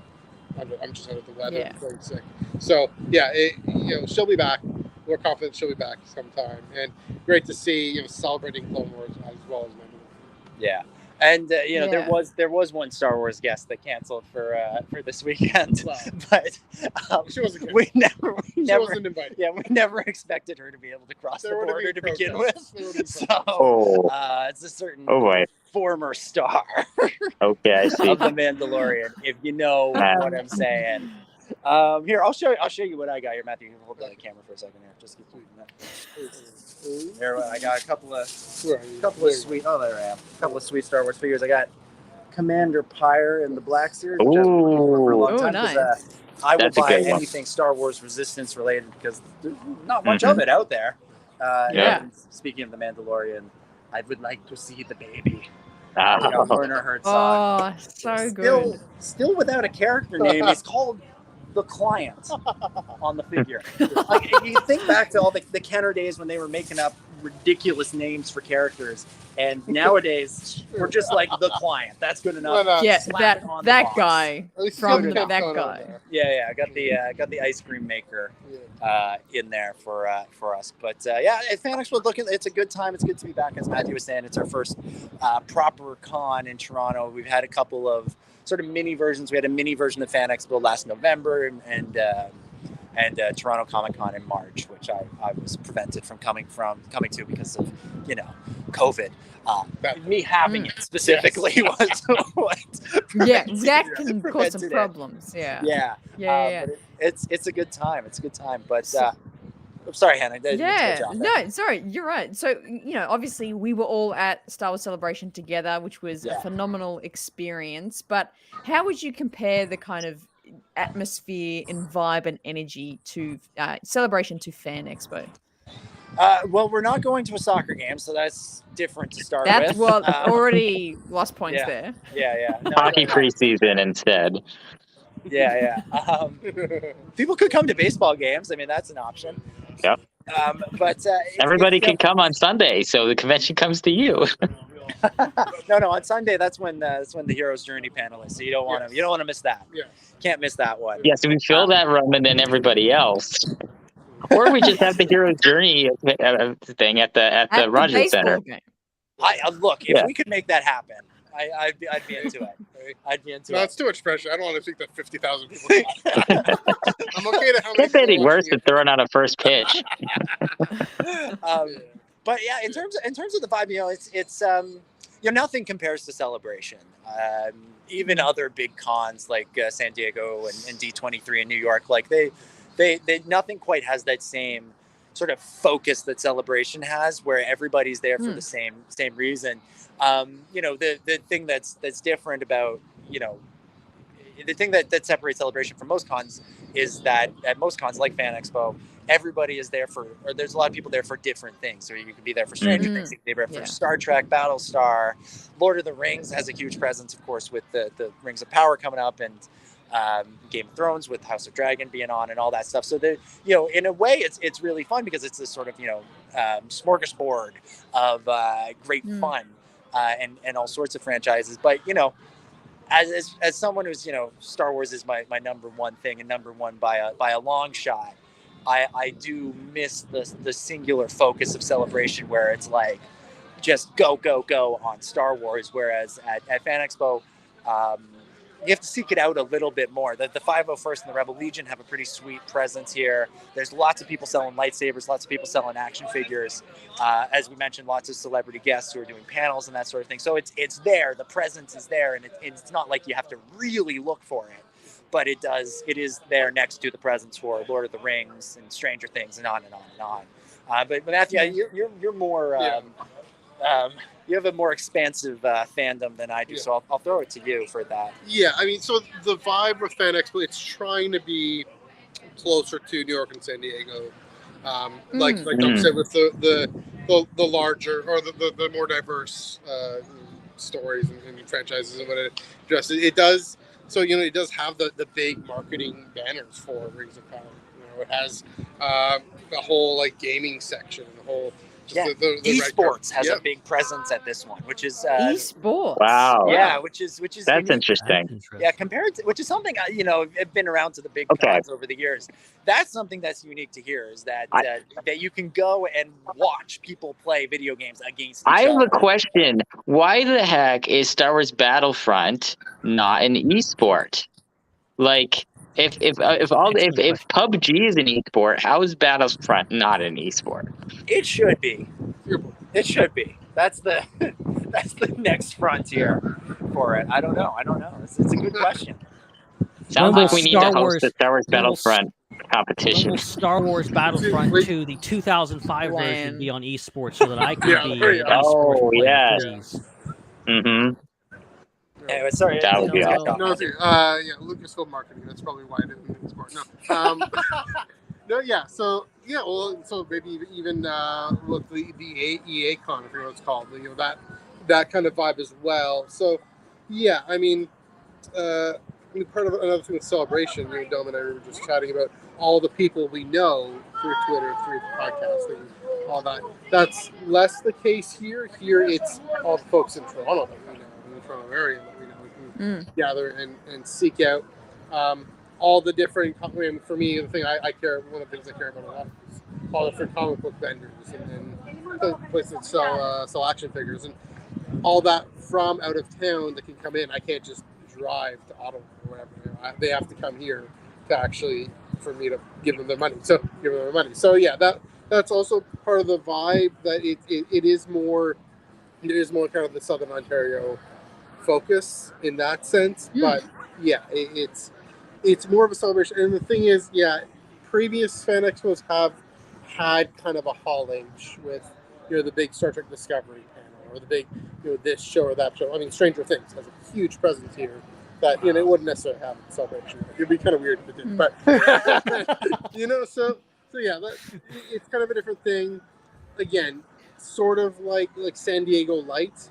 It would be nice if they did do something more new and original, like the way, and I maintain this was in fact in 2017, Dave Filoni and Vanessa Marshall and Taylor Gray, and I believe Tia Sircar all came up and showed us the full 2-episode premiere of Rebel Season 4. I would love if they moments. Wow. I would love if they and then they did a panel. I would love if they did that kind of thing. I mean, if they had Deborah Chow and Hayden Christensen here like they did at the Kenobi event about a month or so ago. It'd be nice if they did that kind of thing, but they, sometimes they don't. Yeah, and they've done that in New York and San Diego. There's been kind of some exclusive stuff revealed at New York and San Diego, so why not Toronto as well if they're really getting to that size? Yeah, we should have. Yeah, I think if they knew what was going on with the Bad Batch, maybe. This would have been a nice place to do some Bad Batch related stuff because Rebels, Rebels had quite the history here. There were Canadian premieres for seasons 1, 3, and 4. All took place at Fan Expo, including the world premiere of as Matt was talking about for part 2 of the season 4 premiere. So Rebels did have a bit of a history here, and I think it would be fun to bring back that sort of Star Wars animation Toronto connection that exists. And Dave Filoni is a hockey fan. He wants to come to he needs an excuse to come to the Hockey Hall of Fame. So we'll bring him up here for Bad Batch or Tales of the Jedi, something like that. Bring out all that stuff. But and as Matthew was saying, the thing about Fan Expo is, you're seeing a lot of people that you see otherwise, just around life, but you're getting that excuse to really be into your fandom. Whereas Celebration is this gathering of everybody from around the world. That's what makes Celebration unique, is that most cons, most people are relatively local, whereas Celebration, there's maybe a slightly higher percentage of local people there. Maybe when it's in Anaheim, there's slightly higher local percentage of people that are there from Southern California, but the larger number is people who have flown in from elsewhere in the world to experience Celebration, whether that's Canada, Australia, Mississippi, England, Ireland, and beyond. So it's England, Ireland, two very specific countries. Shout out to all the Irish. Chris Lynn. The Scots are really offended right now. But yeah, real quick. We will let you guys get back to the show. Before you go, lots more to before discuss. you go, my arm is getting very tired from holding this phone. Matthew, take over. Ben wants you. Before you go, Dominic, you're gonna you will find out about this later, sooner or later. We may as well tell you right now. Tonight, while you were gone, we announced the Discord. Oh yeah. We made it public, and there's people actually actively joining it right now. We're getting a bunch of new members. I just wanted to say from the bottom of our hearts, we got a Discord out. Well, Ben, I have a message from your clone here to talk to you for a second. I could just hang up on you. I have that power. Universe. So speaking of Discord, check out Starlight Beacon. We're going to talk about High Republic stuff, and of course the Jedi Temple Archives. We'll talk about canon. So much. I'll just plug the Iron Cannon section of it. I'll be in there.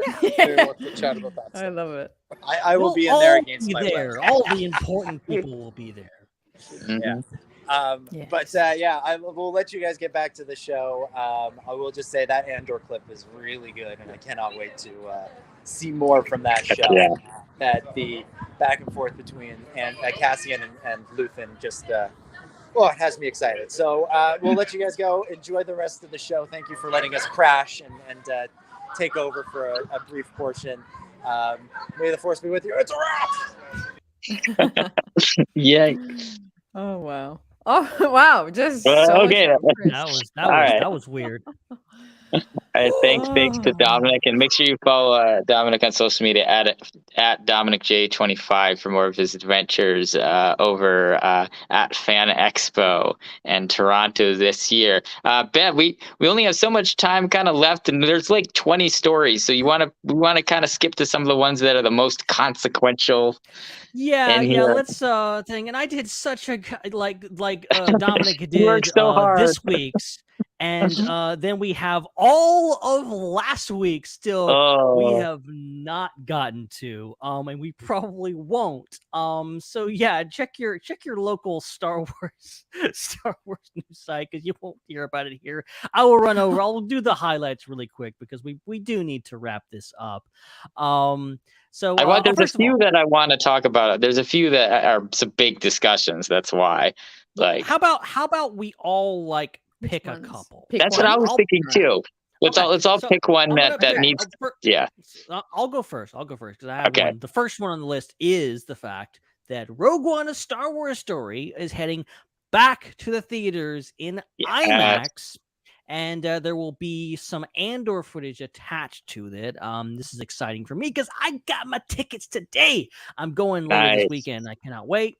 But yeah, you guys, because I know it's not for everybody. I heard some Canadians on Discord really not happy about that because they weren't able to get tickets, or there wasn't any theaters nearby. I will say keep checking if you don't have them in your area, because I see more theaters are popping up in my area that have it. So keep on lookout. And it's they say one day only. It's not. That's a lie. It's Friday, Saturday, Sunday, and Monday. Yeah. So if you have that, definitely go check that out. But is anybody else going to see Rogue One in IMAX this weekend? Chris, are you? I haven't bought tickets yet because I didn't know what state I would be in. But if there's still some available, like the day of when I've kind of figured all that out, I'm sure I'll be able to make my way to something. And we got a super chat from this way back, Commander Shepard. I hope you're still watching. Thank you so much for the super chat. He was asking the very question of who would be going and seeing Rogue One in theaters. So thank you so much, Commander Shepard. I very much hope to get in, but it's something that I couldn't pre-purchase tickets for because just uncertainty with my schedule. Yeah, understood. Well, staying on brand of Australia just being treated like so out of citizens sync down there. So out of sync of everything of what's going in the world. In Sydney, which is the nearest major city to me, is an IMAX theater. It was under renovation. It was set to open in 2020. It is now 2022 and it's still under construction. Oh my god. So I am unable to see it in Sydney. And I've realized that IMAX is a very not popular thing here. We only have one in Sydney, we've got one in Melbourne and one in Brisbane. So it's not a big chain here. So I was kind of tossing up, do I fly, a couple $100, fly down to Melbourne and see it? I'm still tossing up if I just impulsively decide next Friday. Oh no, hang on, not next Friday. It's this weekend, isn't it? What am I saying? Oh, see. Should I do it now? I don't know. Buy a ticket now. This news came out 2 weeks ago, but we're just now talking about it. Yeah, there we go. That's why I'm confused. But so I don't think I will be able to see it. But that's fine. Just add it to the pain of Australia not being able to see the summer vacation Lego special. Oh man! No, I think it's a fantastic promotion. Even if some can't see it, I think a lot of people, all the people that will go see it, will be a fantastic experience for them and good prep for Andor. Good promotion. Yes. And Joel has a super chat that relates to this. He was saying that a lot of people who don't like any Star Wars also like The Last Jedi and Rogue One. I don't think that's strange. Joel says for a strange reason. I don't think that's strange. I think that's because those two movies are the most different Star Wars movies that aren't like the rest of Star Wars. Rian Johnson wrote something that extended Star Wars rather than just kind of rehashed Star Wars. And then Tony Gilroy, who wrote a good portion of Rogue One, doesn't even like Star Wars. So it just makes sense that those two would be very popular with people that aren't necessarily into anything else that is Star Wars. And that's why I think Andor itself is going to have a lot of fans that are just going to be fans of that show and not the rest of Star Wars, which I think is going to be really interesting. And we have to be very kind to those people. You are welcome to come and in our chat and just talk about Andor and leave for everything else. That is completely fine.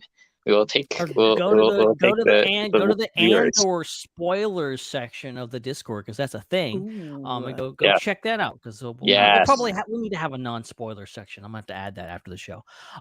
For those of you who just want to talk non-spoilers. Okay, so another thing. Speaking of Andor. So, and this is the other piece of news that I will talk about. And then I will open it up to you guys to pick it out. This is the most interesting one to me was the fact that, and this is something I didn't hear. This is like a footnote to this story. I didn't know that Nicholas Britell, Oscar nominee Nicholas Britell, who worked on Moonlight. I want to say Moon Knight. It's Moonlight. And Succession is composing the music for Andor. Wow. And he talked with Tony Gilroy and him about this, and apparently they have a theme and there is an Andor theme and it will be different for every single episode. So you'll have an opening theme and it'll be slightly different with every single episode, which I think is really cool. That is really cool. Moonlight Succession, that's a tongue twister. I hope that I like it when scores, they have their main iconic version, but I do like when they kind of do it with a different instrument or make it sound a bit thinner or add more instruments in a fuller version. So Boba Fett, Book of Boba Fett, whatever criticism it gets, arguably has the best theme. That is a fantastic score of that show. And yeah, I think Star Wars shows, one of the best things about all these different variety of shows is we're getting such a different look. Okay, will they find a way to fit the word Andor into the score? Will it be like Boba Fett, Andor? That would be really Andor. Yeah.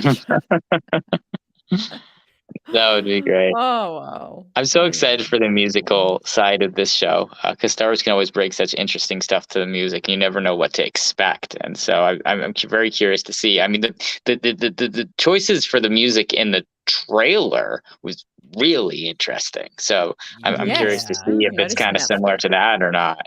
If it is, we're definitely in for something really unique. So that's super exciting. Yeah, Chris, you said you had some stuff. Yeah. Okay. Well, this one I don't understand why this isn't the lead story from our entire show. I'm trying to find it because there's 10 million things. Oh yeah, what the heck is this, Ben? What's going on? This is the best time for it to cut out. Chris just That's actually from this week's news. We didn't get to it. I'm back. My Wi-Fi died just when that happened. But what I was saying was, what the heck's going on with John Boyega, and why is he saying that he's not returning to Star Wars? We need our beloved Finn back. What is going on, Ben?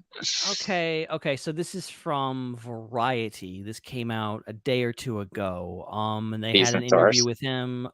Boyega's busy now. Like he has like 3 big movies just this year.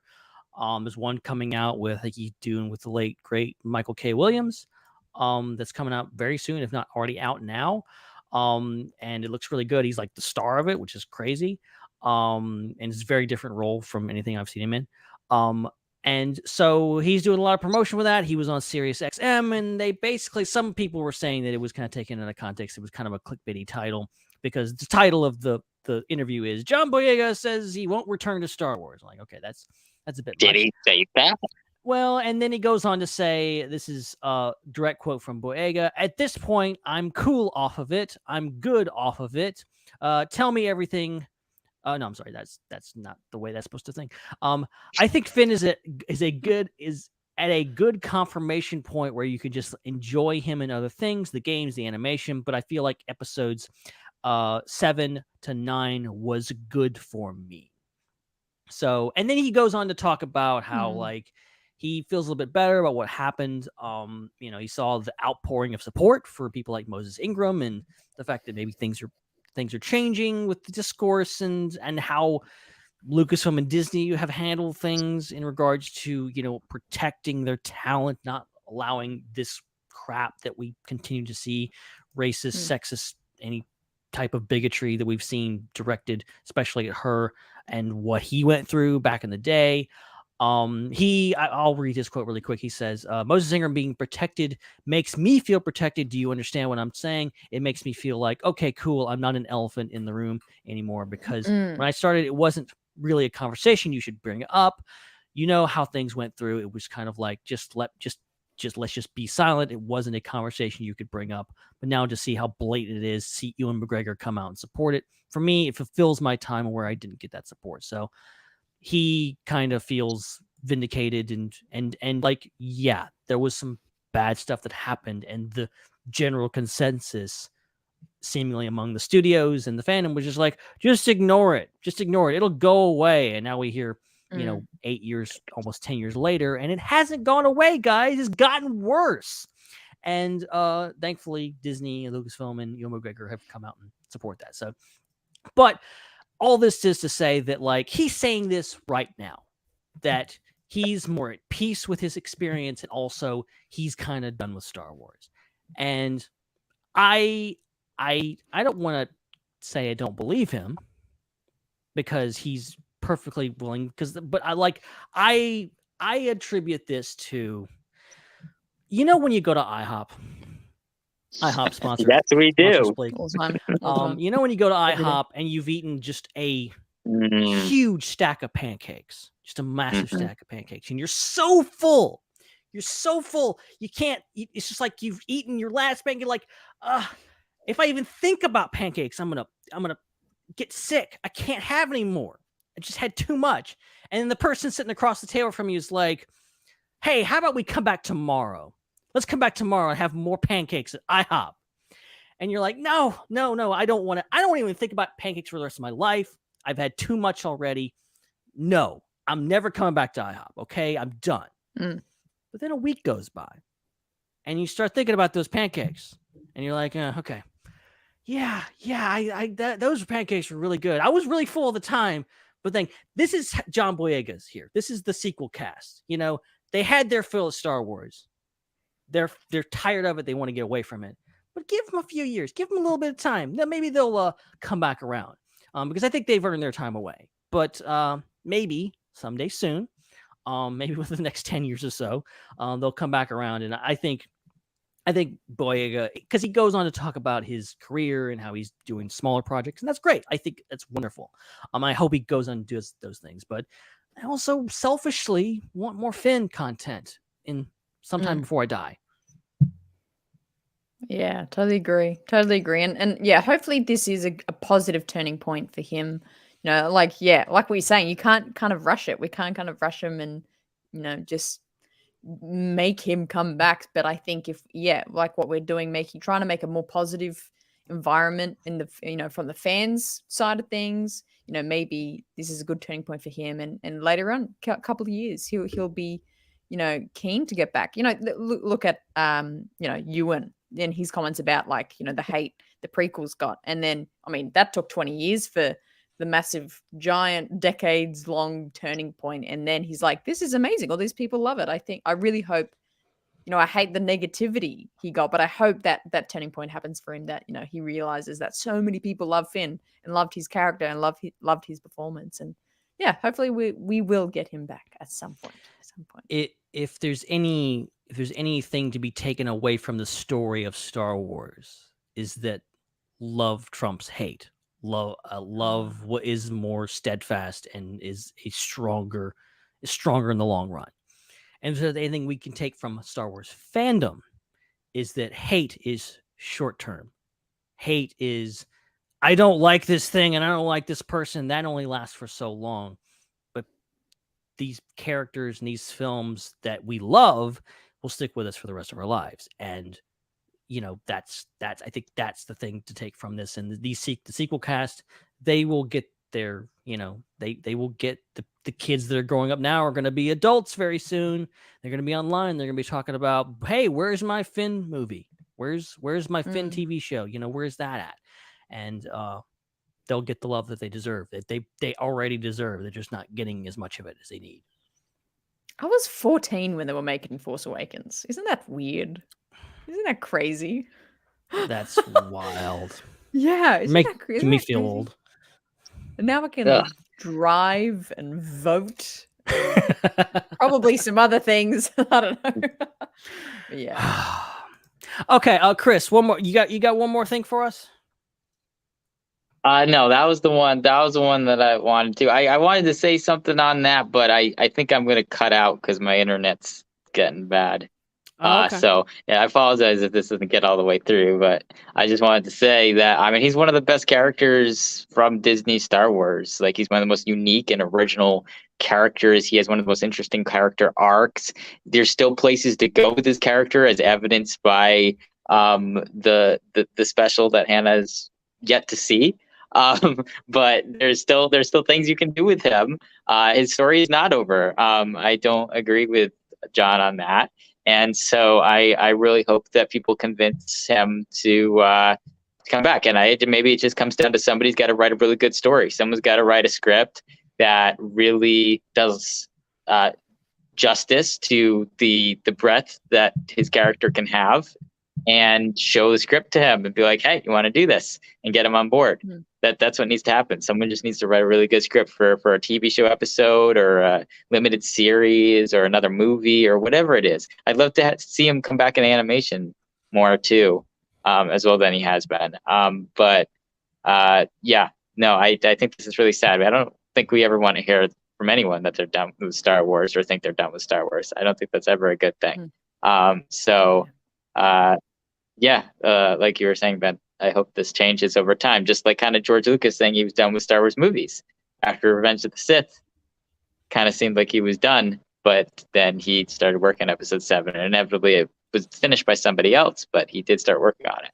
So he did come around after 10 years, and maybe John will too. So yeah, crossing my fingers on that one, crossing our lightsabers on that one.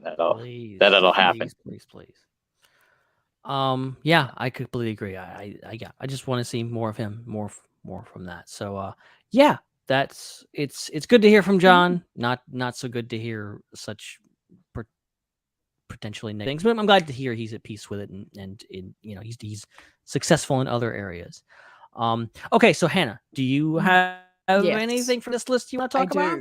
I do, and it's only brief, so I'll be quick with this one. But it's not one of the biggest stories, but I think it's more interesting. We've talked a lot about Andor and the shows currently, but the show's coming. Book of Boba Fett season 1, think what you may. I thought it was just such an interesting version of Star Wars. And Ming-Na went and made some comments about hoping for season 2. She goes on to say, second season of the Book of Boba Fett, I hope. I never count my chickens before they hatch because this is business. You just never know. But knock on wood, they'll be announcing that soon. So, pretty generic comment, in my opinion, but definitely hopeful. Usually you can tell if it's definitely happening if they're really tight-lipped about it. So she seems pretty, I hope it happens.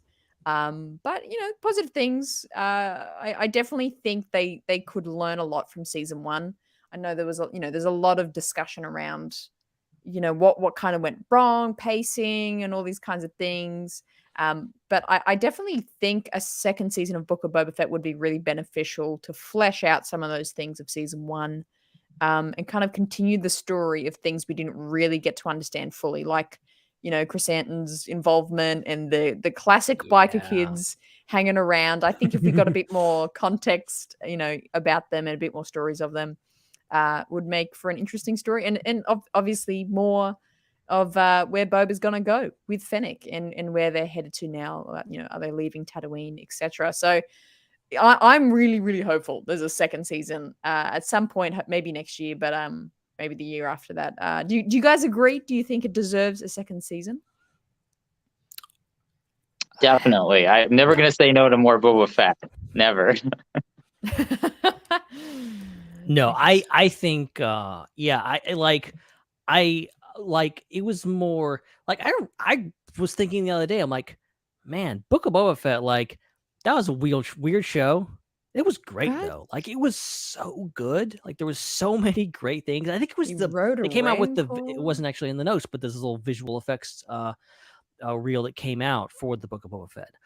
And it's just showing all the amazing visuals in that show. I'm like, dang, that show looked good. It was a lot of fun. It was a lot of fun watching it.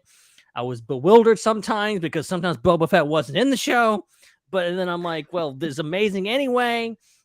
And so like I want a season 2 just to get more Boba Fett, because I feel like that's my only disappointment with the show was just like not enough Boba Fett. Do you have any Boba Fett in your Boba Fett show? Like, come on, man. Got any more of those? I would love to see a furthering of that story.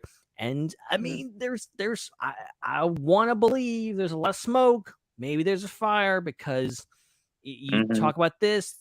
Daniel Richmond from Twitter, he posted something to his Patreon, basically saying that season 2 is happening. So I don't know how. Like, no offense to him, I don't know this guy. I don't know how reliable of a scooper he is. Obviously, there's a lot of even the best scoopers sometimes get it wrong. So like you kind of have to take all these with a grain of salt. But there's that. And then we just had a few weeks ago, we had that thing, a little brochure that leaked in South America that had Boba Fett season 2 on it. So like maybe, hopefully. I'm hoping is Ming-Na holding out on us? I don't know, but it's very exciting. I would love to see season 2. Absolutely. But that's my piece of news that really caught my eye, going, oh, bit more evidence that it could be coming. Bit more evidence. All right. That's Last awesome. call. Anyone? Pieces of news, even from the audience. If you got something like we didn't talk about tonight, you want us to talk about, feel free to write in. But I think we are actually getting pretty close to wrapping this thing up because we've done enough, guys. Yeah. Oh, so much to talk about. There's still so much left too, which I feel like we just got to keep going into next week. Yeah, it's like, okay, I will just run through these very quickly, okay, with the stories that we missed. Knights of the Republic remake finds a new home at Saber Interactive. So it's got a new developer via the Hollywood Reporter. Natasha Liu Bordizzo is living her best Star Wars dream as Sabine Wren. They have a full interview over there. We got Star Wars picks up 10 nominations at the Saturn Awards. Crazy. And then we've got Andor has similar aesthetic to the Bourne franchise, per Tony Gilroy. Andor season 2 structure is perfect for television, according to Tony Gilroy. Tony Gilroy is talking a lot about Star Wars Andor recently. He loves it. Dave Filoni says Star Wars should make people feel happy. That's the whole thing. Also, awesome. Christopher Lloyd plays coy about joining the 3rd season of The Mandalorian. Apparently, he's in it. Ooh. And he said, we were all sworn to secrecy, so I don't know. Well played to say you can't talk about it because they told me not to. The old nice switcheroo. So yeah, take that as you will. And then Ewan McGregor reveals details about the original Obi-Wan Kenobi original pitch. Apparently involved Luke, which kind of what we expected instead of Leia. But no. And then, of course, talking about Liam Neeson. So, and that's it, guys. We covered all the news. We did it. Okay. Yeah, we did it. That was the most. We did it. All right. So I think with that, we can begin to close this up and end this thing. And somebody actually got the music. I didn't do it, guys. I didn't do it. That was me. Somebody has. I did it. I did the thing. I did the one thing. Yes. I did the thing. I'm waiting 2 hours for that moment. All right. Thank you, everybody, so much for watching. We'll be back same place, same time next week. That place is YouTube. And the time is 9:30 p.m. Eastern, 8:30 p.m. Central, 6:30 p.m. Pacific. And Hannah in AEST, it is 11:30 a.m. 11:30. I always have to check because I never know if there's another, daylight savings, right? That winter seems time, to nightlight happen savings. Frequently. Yeah, it's always different. How? Because it's like yours is different. There's 2 of them, and yours are at different times. So technically, there's 4 times that are times change relative to each other. It's insane. So I have to check every week. If is this the week that it's changed? Nope, not yet. So that our Australian listeners can get in on the action live. So awesome. So we'll be back there. Please subscribe to our YouTube channel and follow us on social media at the SWU in the meantime. Ben, thank you so much for hosting. Oh, it was a pleasure as always, especially getting to all the news that we've been missing. A lot to talk about. Even when we don't have a new Star Wars show or anything really going on, so much to happen, so much to anticipate, and so much to talk about, and things that may or may not be coming in the next few months. A lot to think about, but yeah, this was a lot of fun. And don't forget to go to the Discord. Go over to the Discord. I'm looking at Discord right now, and all of the little things are lighting up. Like people just chatting away in there. It's great. So the more the merrier over there. Definitely go find it. I want to plug a URL, but it doesn't really work like that. You're gonna have to follow a link, and a link, I will say, is now officially on our social medias. So definitely go to follow us at the SWU on Facebook and Twitter. You will find a link there that will take you directly to it. And go join up. And especially if you are a patron of the Star Wars Underworld, definitely let me know. And because you'll get some bonus stuff. You'll get to see some stuff that nobody else sees in the Disc server. Some special areas for you guys. So definitely go check that out. So and cool. yeah, this was good. This was fun. Next week we got more surprises, more announcements, more news. Probably, who knows what the hell we'll be talking about. But yeah, it's gonna be a lot of fun, and can't wait to see you guys next week. That's right. More big announcements coming next week. Make sure you follow Ben on social media at Ben Hart with no E. Maybe he'll give some hints about what the announcement will be on his social media, maybe, or maybe not. You never know. That's why you have to be following him at Ben Hart with no E on social media. Hannah, thank you so much for hosting as well. You want to plug what's going on your channel this week? What's coming up? Anything else going on with you? Absolutely. It's been a pleasure as always chatting here today. Time flies so quickly. It was a very quick show, but I loved it. Yes, over on the Raeside, the best Star Wars variety show you can find, we are currently doing a rewatch of the Kenobi series in full. So last Monday, we did episodes 1, 2, and 3, and this coming Monday, we are doing episodes 4, 5, and 6. I have the time code on the screen the whole time, so you can watch it live with me. But if you're one of those people in the movie theaters that don't like people commenting on the movie you're watching, I wouldn't recommend it, because I chat the whole time being like, oh, I forgot this thing. Oh, wow, he's in it. That's right. That happens the whole time. But if you want to come re-enjoy Kenobi with me, that is live over there. That's Monday, 11 a.m. No, that's 11 a.m. in Australian Eastern Standard Time. There we go. That's 6 p.m. PST and 9 p.m. ET for US watchers as well. And in September, I do have to plug as well. Make sure you subscribe, because I'm not revealing what yet, but I have eight pieces of content, like organized, planned, and spending weeks making sure September is going to be the most ultimate Andor build-up for you ever. So make sure you subscribe over there and following my social media for more. I just love the people that go to watch a reaction stream or like a reaction video, and like it's something they can easily just watch on their own, but they're like, I want to watch you react to it, but don't you dare say anything or react. Just sit there in silence and watch it with me.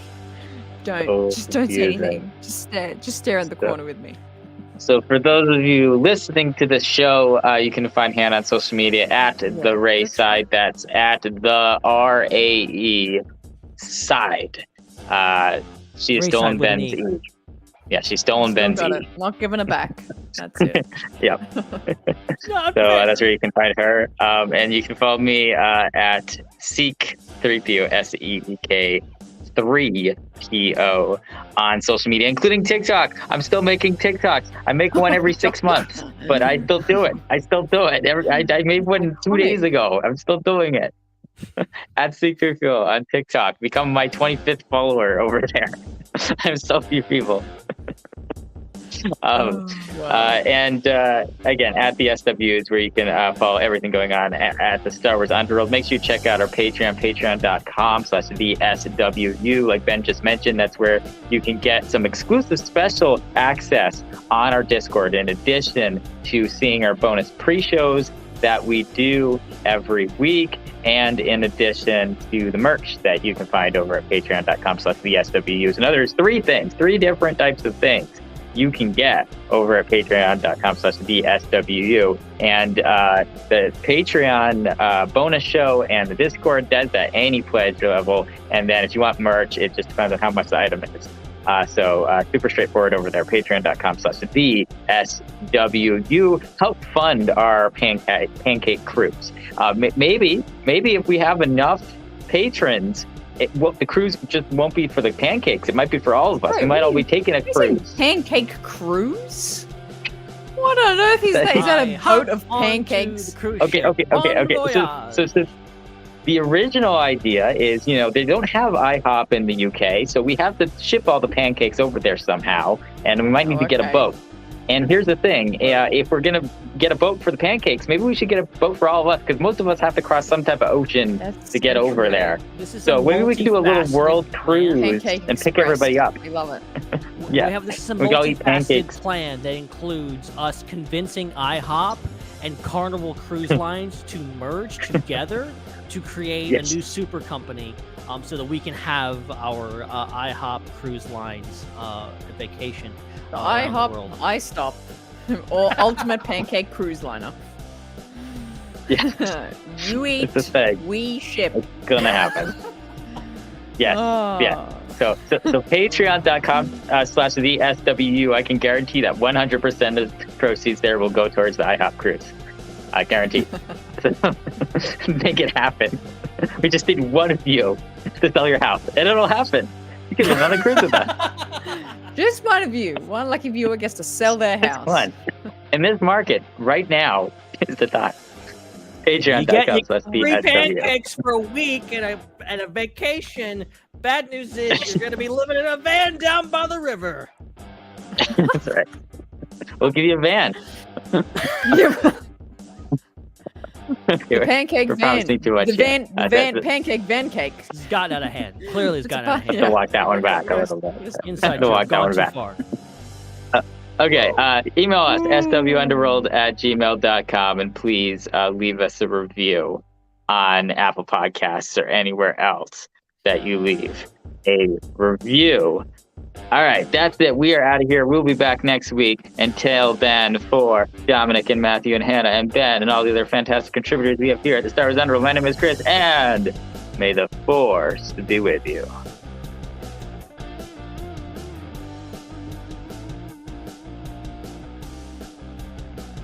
It's a wrap. Yeah. Did I do it too quickly?